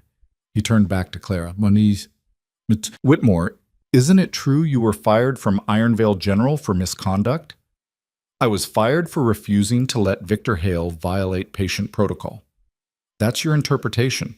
The official record states you were terminated for insubordination and creating a hostile environment. Clara kept her voice level. The official record was written by a director who takes money from Hale Industries. Can you prove that? Yes. His financial disclosures are public record. Kellerman shifted tactics. You've received significant financial support in recent weeks, over $300,000 from a crowdfunding campaign. Doesn't that create a conflict of interest? How? You have every incentive to maintain this narrative. The more victimized you appear, the more money people donate. Clara leaned forward. I didn't ask for that money. I didn't start that campaign. People gave because they believe my story, or because they enjoy watching powerful men fall. Maybe both. Kellerman spent another hour trying to find cracks. Didn't find any. When it was over, Rivera looked satisfied. You did well. He's good, Clara admitted. He's expensive, but you're better. Rivera packed her briefcase. Grand jury is in 4 days. They're going to indict. Question is how many charges stick. The grand jury hearing was closed to the public. Clara testified for 6 hours, answered every question, provided every detail, watched the jury's faces as she described being hit, kidnapped, threatened, saw belief in their eyes. 3 days later, the indictment came down. All 14 charges, plus 8 more the prosecution had added based on evidence that kept surfacing. Hale's empire was unraveling. Federal agents raided 12 properties, seized computers, files, records, arrested 4 executives and 7 security personnel. The media covered it like a war. Clara watched from the safe house, phone buzzing constantly with interview requests she didn't answer. Then, 2 weeks before Christmas, something shifted. Grant arrived at the safe house looking grim. "What happened?" Clara asked. "Hastings made a deal." Clara's stomach dropped. "What kind of deal?" "Full immunity in exchange for testimony against Hale. He's giving up everything. Names, dates, transactions. Says Hale's been running illegal operations for 15 years. "Why would he do that?" "Because the alternative is prison, and Hastings isn't the type to fall on his sword." Grant sat down heavily. "His testimony will be devastating, but it also means he walks." "That's not justice." "No, it's strategy. Rivera wants Hale more than Hastings, so she's making the trade." Clara felt fury building. Hastings covered for a criminal, got federal marshals killed, and he gets immunity? Welcome to the legal system. Clara stood, started pacing. The baby protested the movement, but she ignored it. There has to be another way.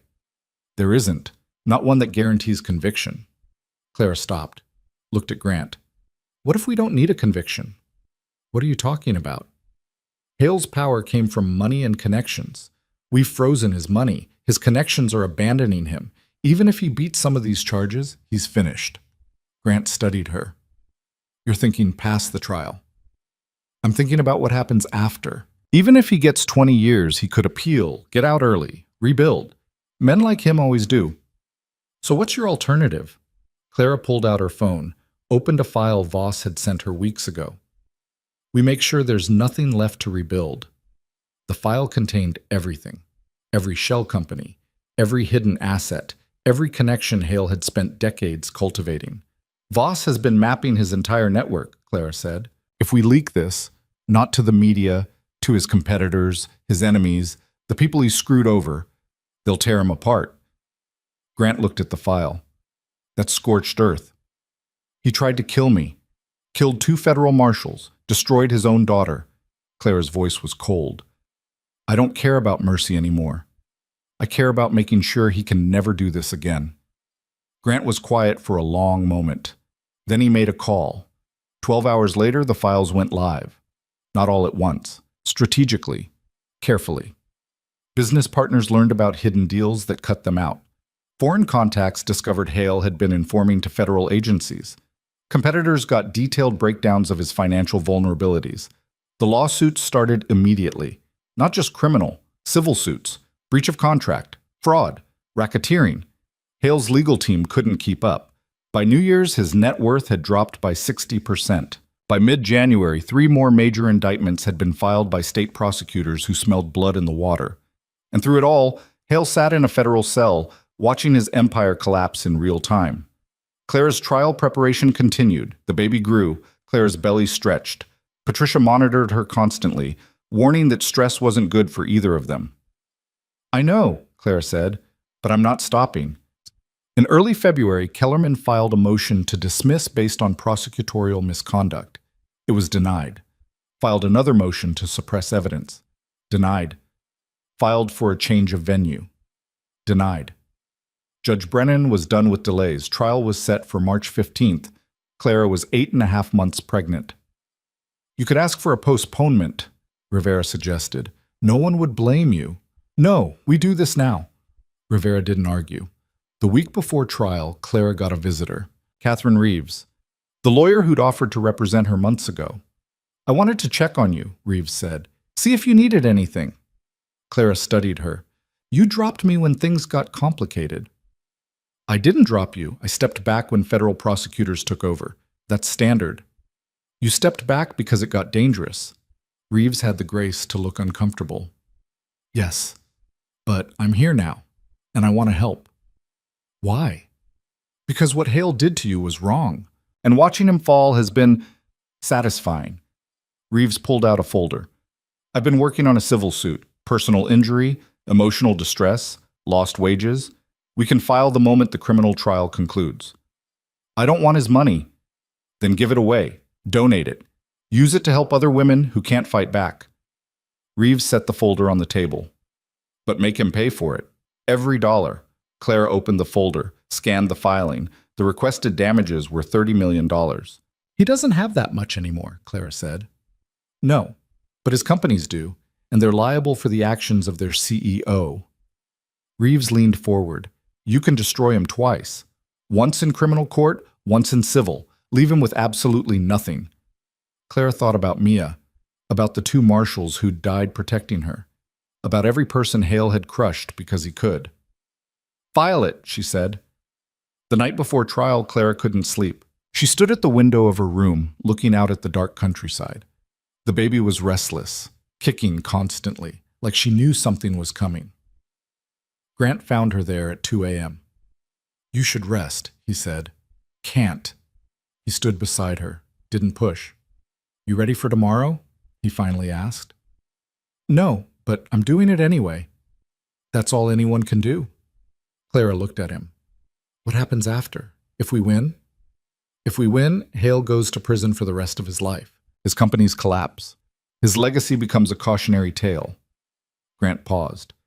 And you get to raise your daughter knowing you didn't back down. And if we lose? We don't.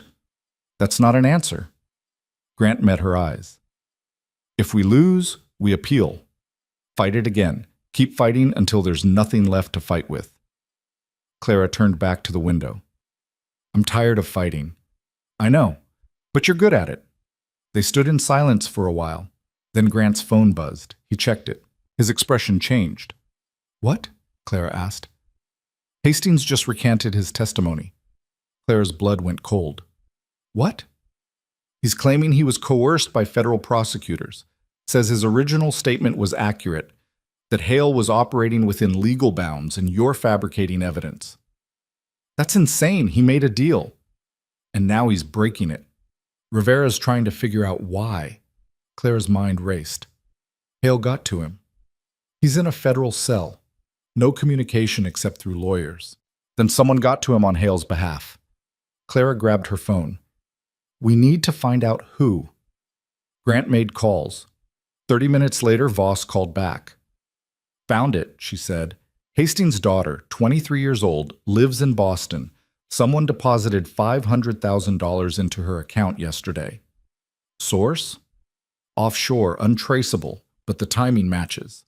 Clara felt something snap into place. Hale paid off Hastings' family, made him choose between his daughter's future and his testimony. Looks like it, Grant swore. Without Hastings, half our case falls apart. What about the other evidence? Clara asked.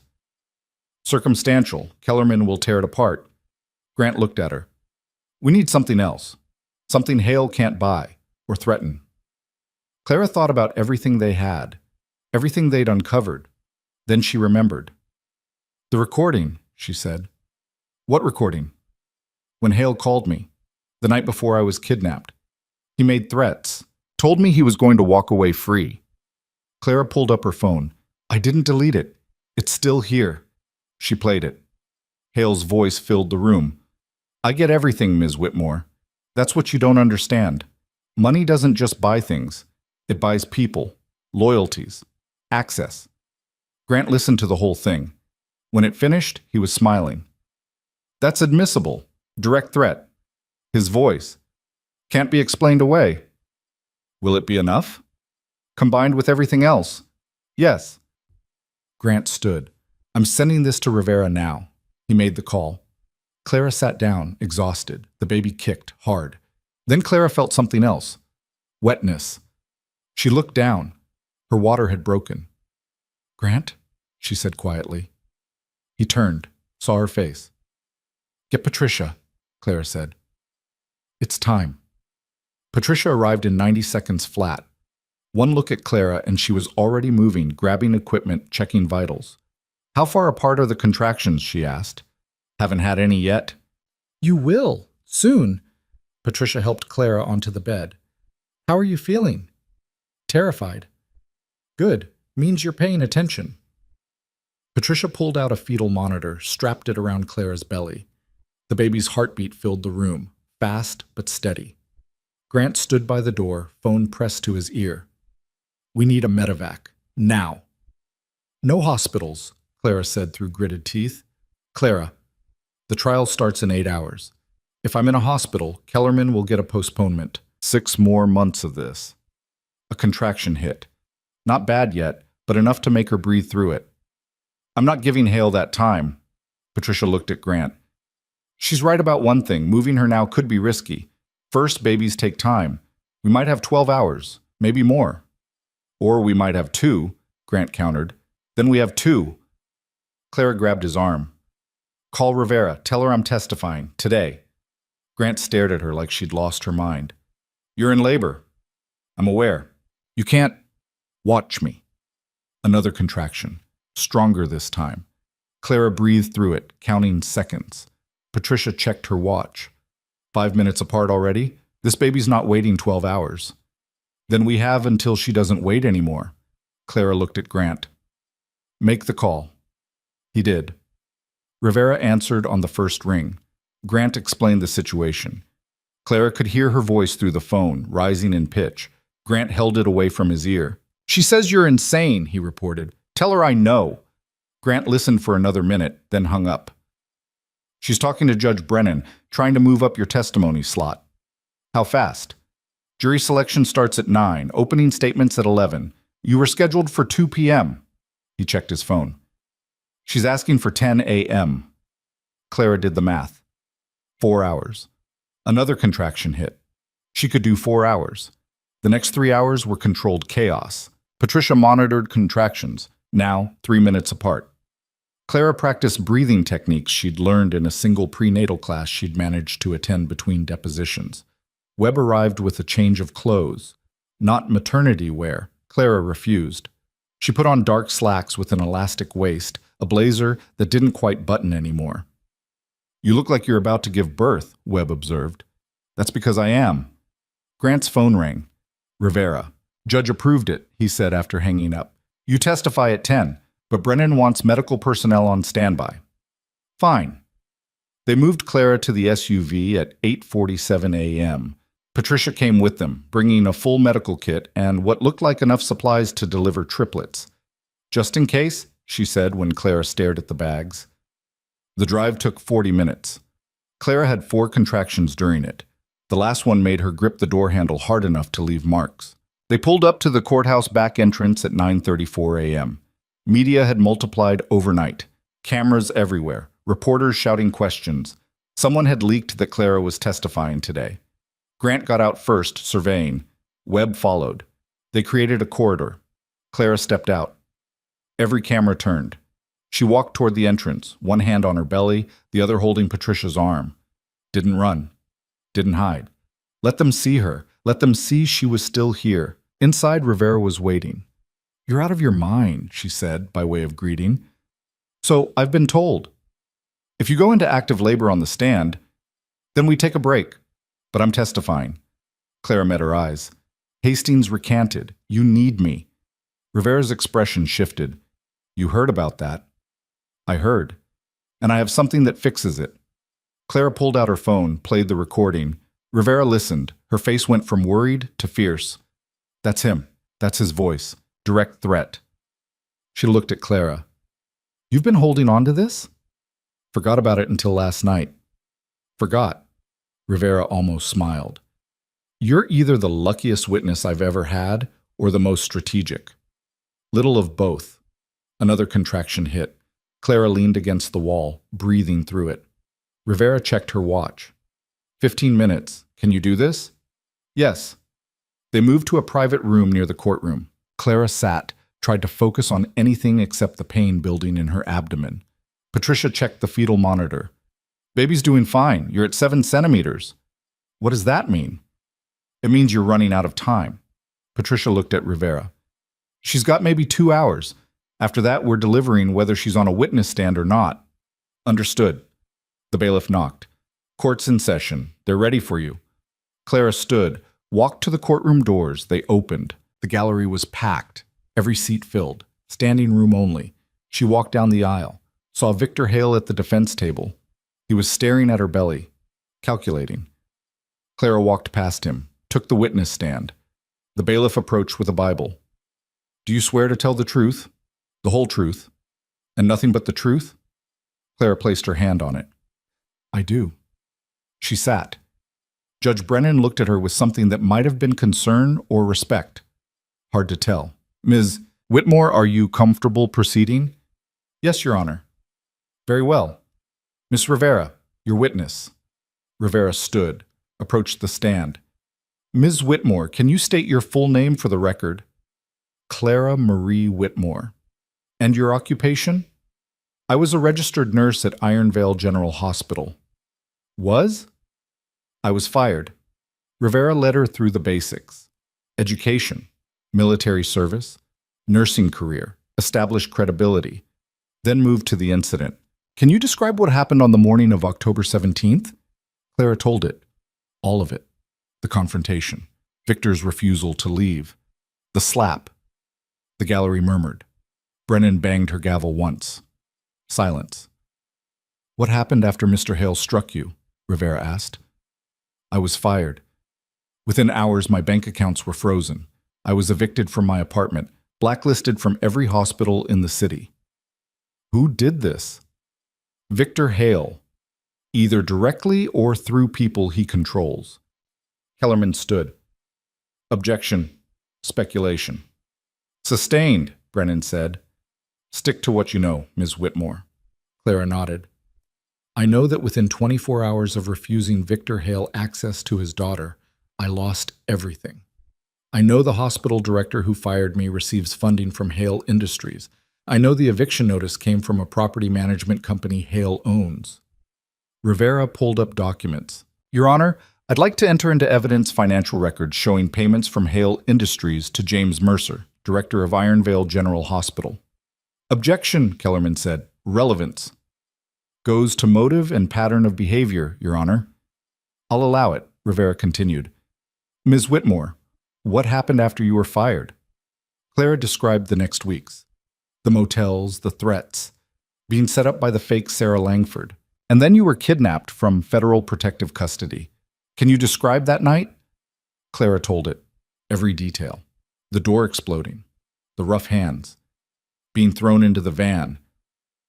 I told them I was bleeding, that the baby was in distress. They didn't care.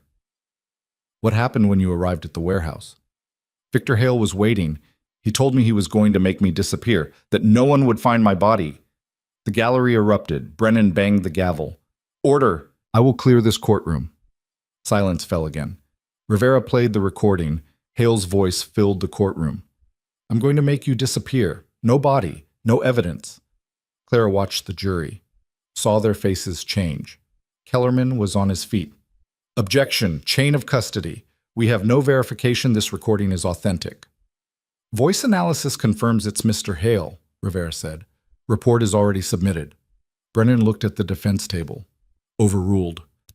Rivera turned back to Clara. What did you think when you heard those words? I thought I was going to die. That my daughter would die with me. That Victor Hale would win. But you didn't die. No, because people who believed in justice arrived before he could finish. Rivera let that sit. Then, no further questions. She sat down. Kellerman stood. Clara braced herself. He approached slowly, studied her like she was a specimen. Ms. Whitmore, you've received quite a bit of money recently, haven't you? From a crowdfunding campaign I didn't start. Over $300,000. I didn't ask for it, but you kept it.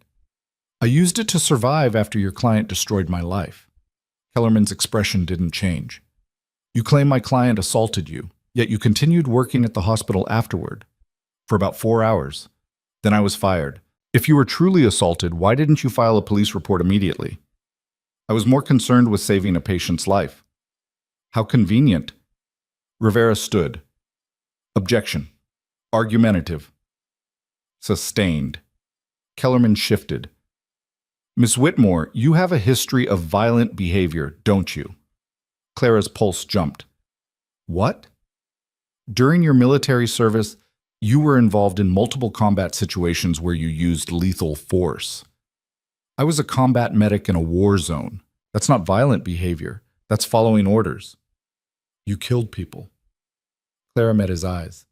I saved more than I killed, and every person I killed was actively trying to kill me or my patients. A contraction hit, hard. Clara gripped the witness stand, breathing through it. Kellerman noticed, pressed harder. You're under extreme stress right now, aren't you? I'm in labor, yes. So your judgment might be impaired. My judgment is fine. Is it? You've made several questionable decisions in recent months, antagonizing a prominent businessman, refusing medical advice, putting your unborn child at risk by testifying today. Clara felt anger rising, controlled it. The only person who put my child at risk is sitting at that table. Kellerman moved closer. You have a vendetta against my client. I have a commitment to truth. You've been manipulated by federal prosecutors who want to take down a successful man. I've been supported by people who believe criminals should face consequences. Another contraction. Worse. Patricia stood up in the gallery. Clara saw her making a gesture. We need to stop. Clara shook her head slightly. Not yet. Kellerman saw the exchange. Your Honor, the witness is clearly in distress. I move to suspend testimony. No, Clara said. I'm fine. Brennan looked skeptical. Ms. Whitmore, I'm answering the question. Clara turned back to Kellerman. You asked if I have a vendetta. I don't. I have a memory. I remember being hit by a man twice my size while I was pregnant. I remember being threatened, hunted, kidnapped. I remember watching him stand over me and promise to erase me from existence. Her voice was steady, cold. That's not a vendetta, that's testimony. The courtroom was silent. Kellerman tried a few more questions. Got nowhere. Finally gave up. No further questions. Clara stood to leave the witness stand. Another contraction hit. This one brought her to her knees. Patricia was there in seconds. So was Webb. The courtroom erupted in chaos. Brennan banged her gavel. Recess, clear the courtroom. They got Clara to a side room. Patricia was already checking her. You're at 9 centimeters. We're out of time. The trial is going to continue without you, Rivera said, appearing in the doorway. You did your part. Your testimony was devastating. Now you need to take care of yourself. Clara wanted to argue. Another contraction made arguing impossible. They moved her to an ambulance waiting outside. Patricia rode with her. Grant and Webb followed in the SUV. The hospital was 10 minutes away. Clara had 3 more contractions during the drive. By the time they got her into a delivery room, she was fully dilated. No epidural, the doctor said.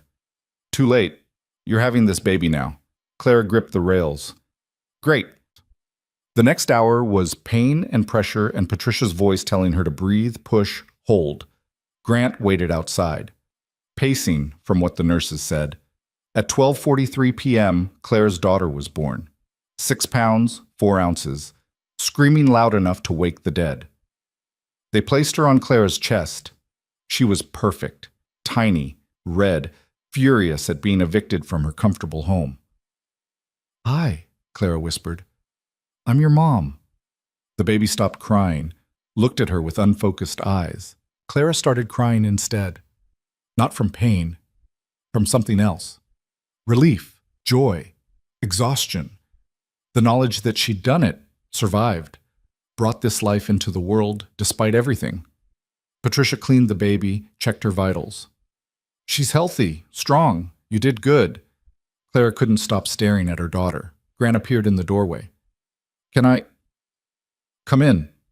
He approached slowly, looked at the baby. She's beautiful, he said quietly. She's everything. Grant's phone buzzed. He checked it. His expression changed. What? Clara asked. Jury's back. They deliberated for 47 minutes. Clara's heart stopped. That's fast. Very fast. Is that good or bad? Usually means they were unanimous. Grant looked at her. The verdict's being read in 10 minutes. Do you want to know now or now? Grant turned on the courtroom feed on his phone. They watched together. The jury filed in. Brennan asked if they'd reached a verdict. The foreman stood. We have, Your Honor. On the charge of kidnapping, how do you find? Guilty. On the charge of conspiracy to commit murder? Guilty. Charge after charge. Guilty. Guilty. Guilty. All 22 counts. The courtroom exploded. Clara watched Victor Hale's face. For the first time since she'd met him, he looked small. The baby chose that moment to cry. Clara shifted her attention immediately. Nothing else mattered. Not the verdict, not the sentencing, not even the satisfaction. Just this. Her daughter, safe, alive, here. Grant left to let her rest. Over the next few days, the world kept moving. Victor Hale's sentencing was scheduled for 6 weeks out. Prosecutors were recommending life without parole. Hastings was charged with obstruction despite his immunity deal.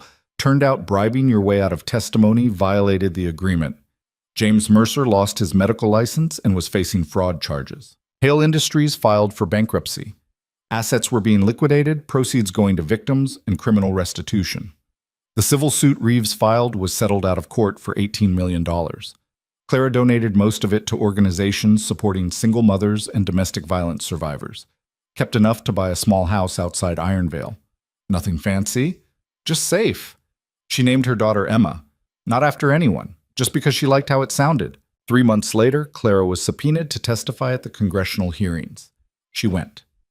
Emma stayed with Rita, who'd driven 2 hours to help.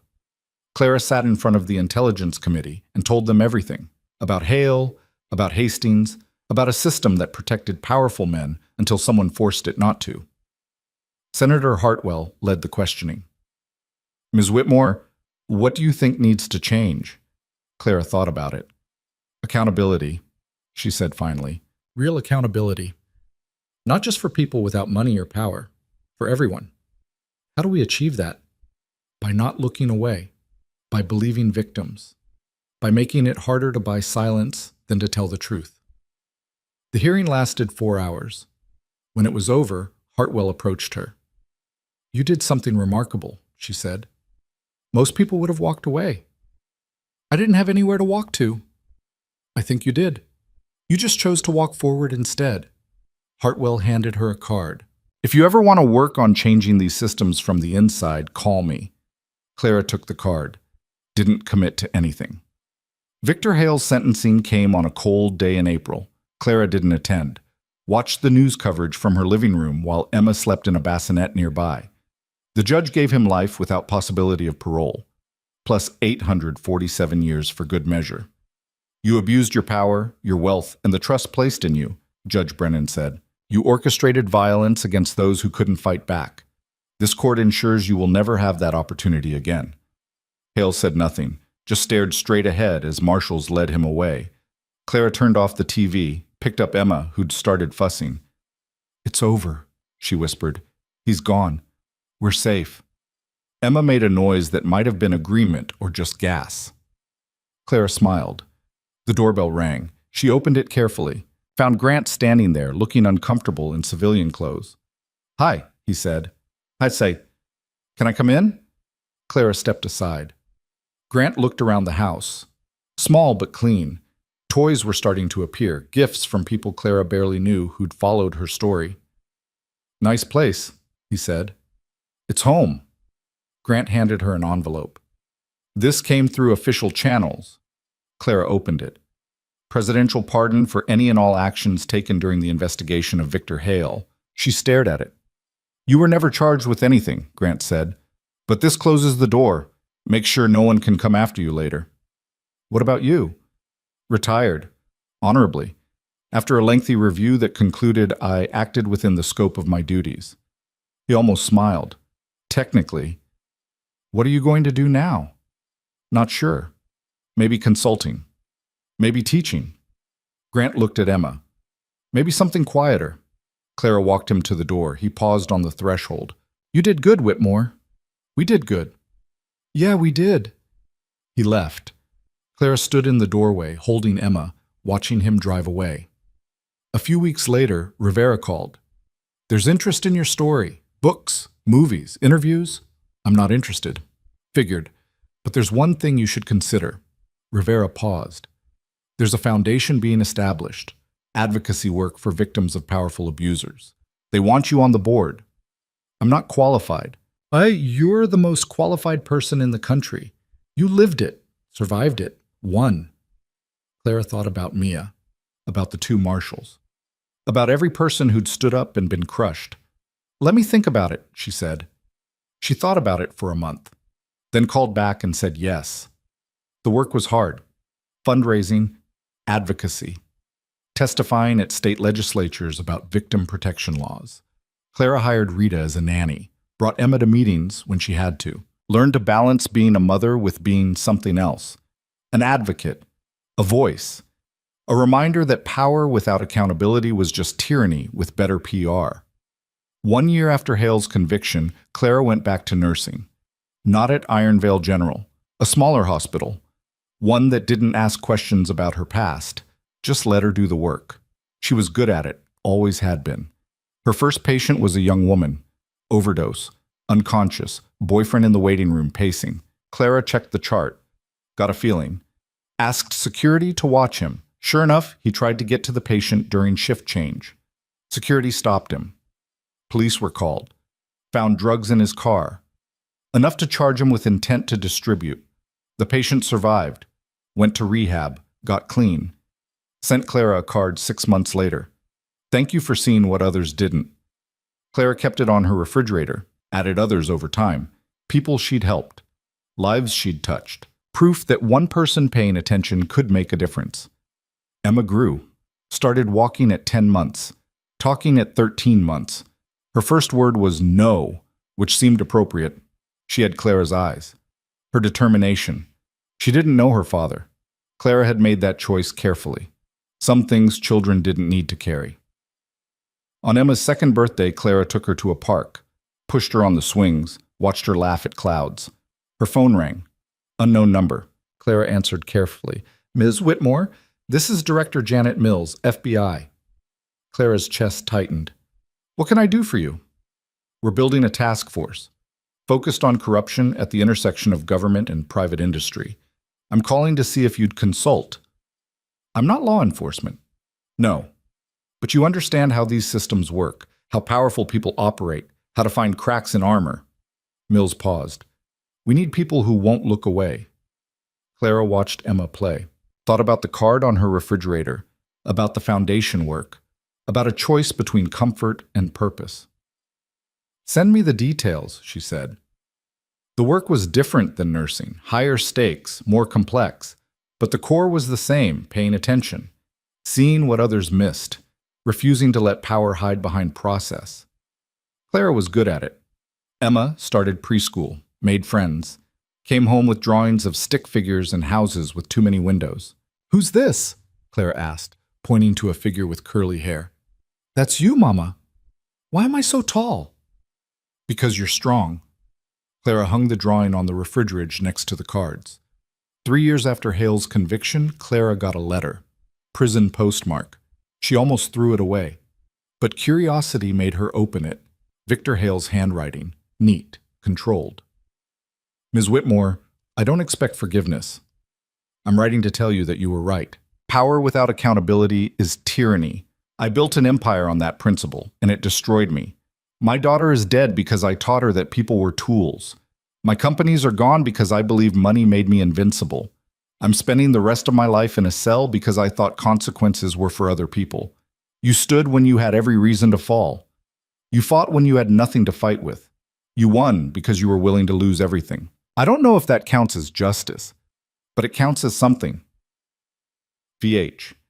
Clara read it twice, then burned it. She didn't need his acknowledgement, didn't need his understanding. The verdict had been enough. The sentencing had been enough. Living her life, safe, free, purposeful, was enough. Emma came running into the kitchen. "Mama, can we go to the park?" "Yeah, baby, let's go." They went to the park. Emma played. Clara watched. Her phone buzzed. Text from Grant, who she still talked to occasionally. Saw the news. Hale tried to appeal. Denied. "He's never getting out." Clara typed back. "Good." Then she put the phone away. Focused on Emma, on the present, on what she'd built from the ashes of what had been taken. Later that night, after Emma was asleep, Clara stood at the window of her small house, looked out at the quiet street, the normal neighborhood, the life she'd fought for. She thought about the nurse who'd walked into Ironvale General all those months ago. Broke, pregnant, desperate. Thought about everything that had happened since, the pain, the fear, the moment she'd almost given up, and the moment she hadn't. She thought about Mia Langford, about the Marshalls, about everyone who'd stood and fallen, and about the ones who'd stood and won. Clara placed her hand on the window. "We made it," she whispered to the darkness, to the ghosts, to herself. Behind her, Emma stirred in her sleep. Clara turned away from the window, went to check on her daughter, found her sleeping peacefully, one small hand clutching a stuffed bear Rita had given her. Clara adjusted the blanket, kissed Emma's forehead, walked back to the living room, saw the stack of case files on her desk. Work from the task force, new cases, new battles, people who needed someone to pay attention. Clara sat down, opened the first file, started reading, because that's what she did now. She paid attention, she stood up, she fought, not for revenge, not for glory, for the simple radical idea that everyone deserved safety, that power should answer to justice, that one person refusing to look away could change everything. The quiet nurse they'd underestimated had become the voice they couldn't silence, and she was just getting started.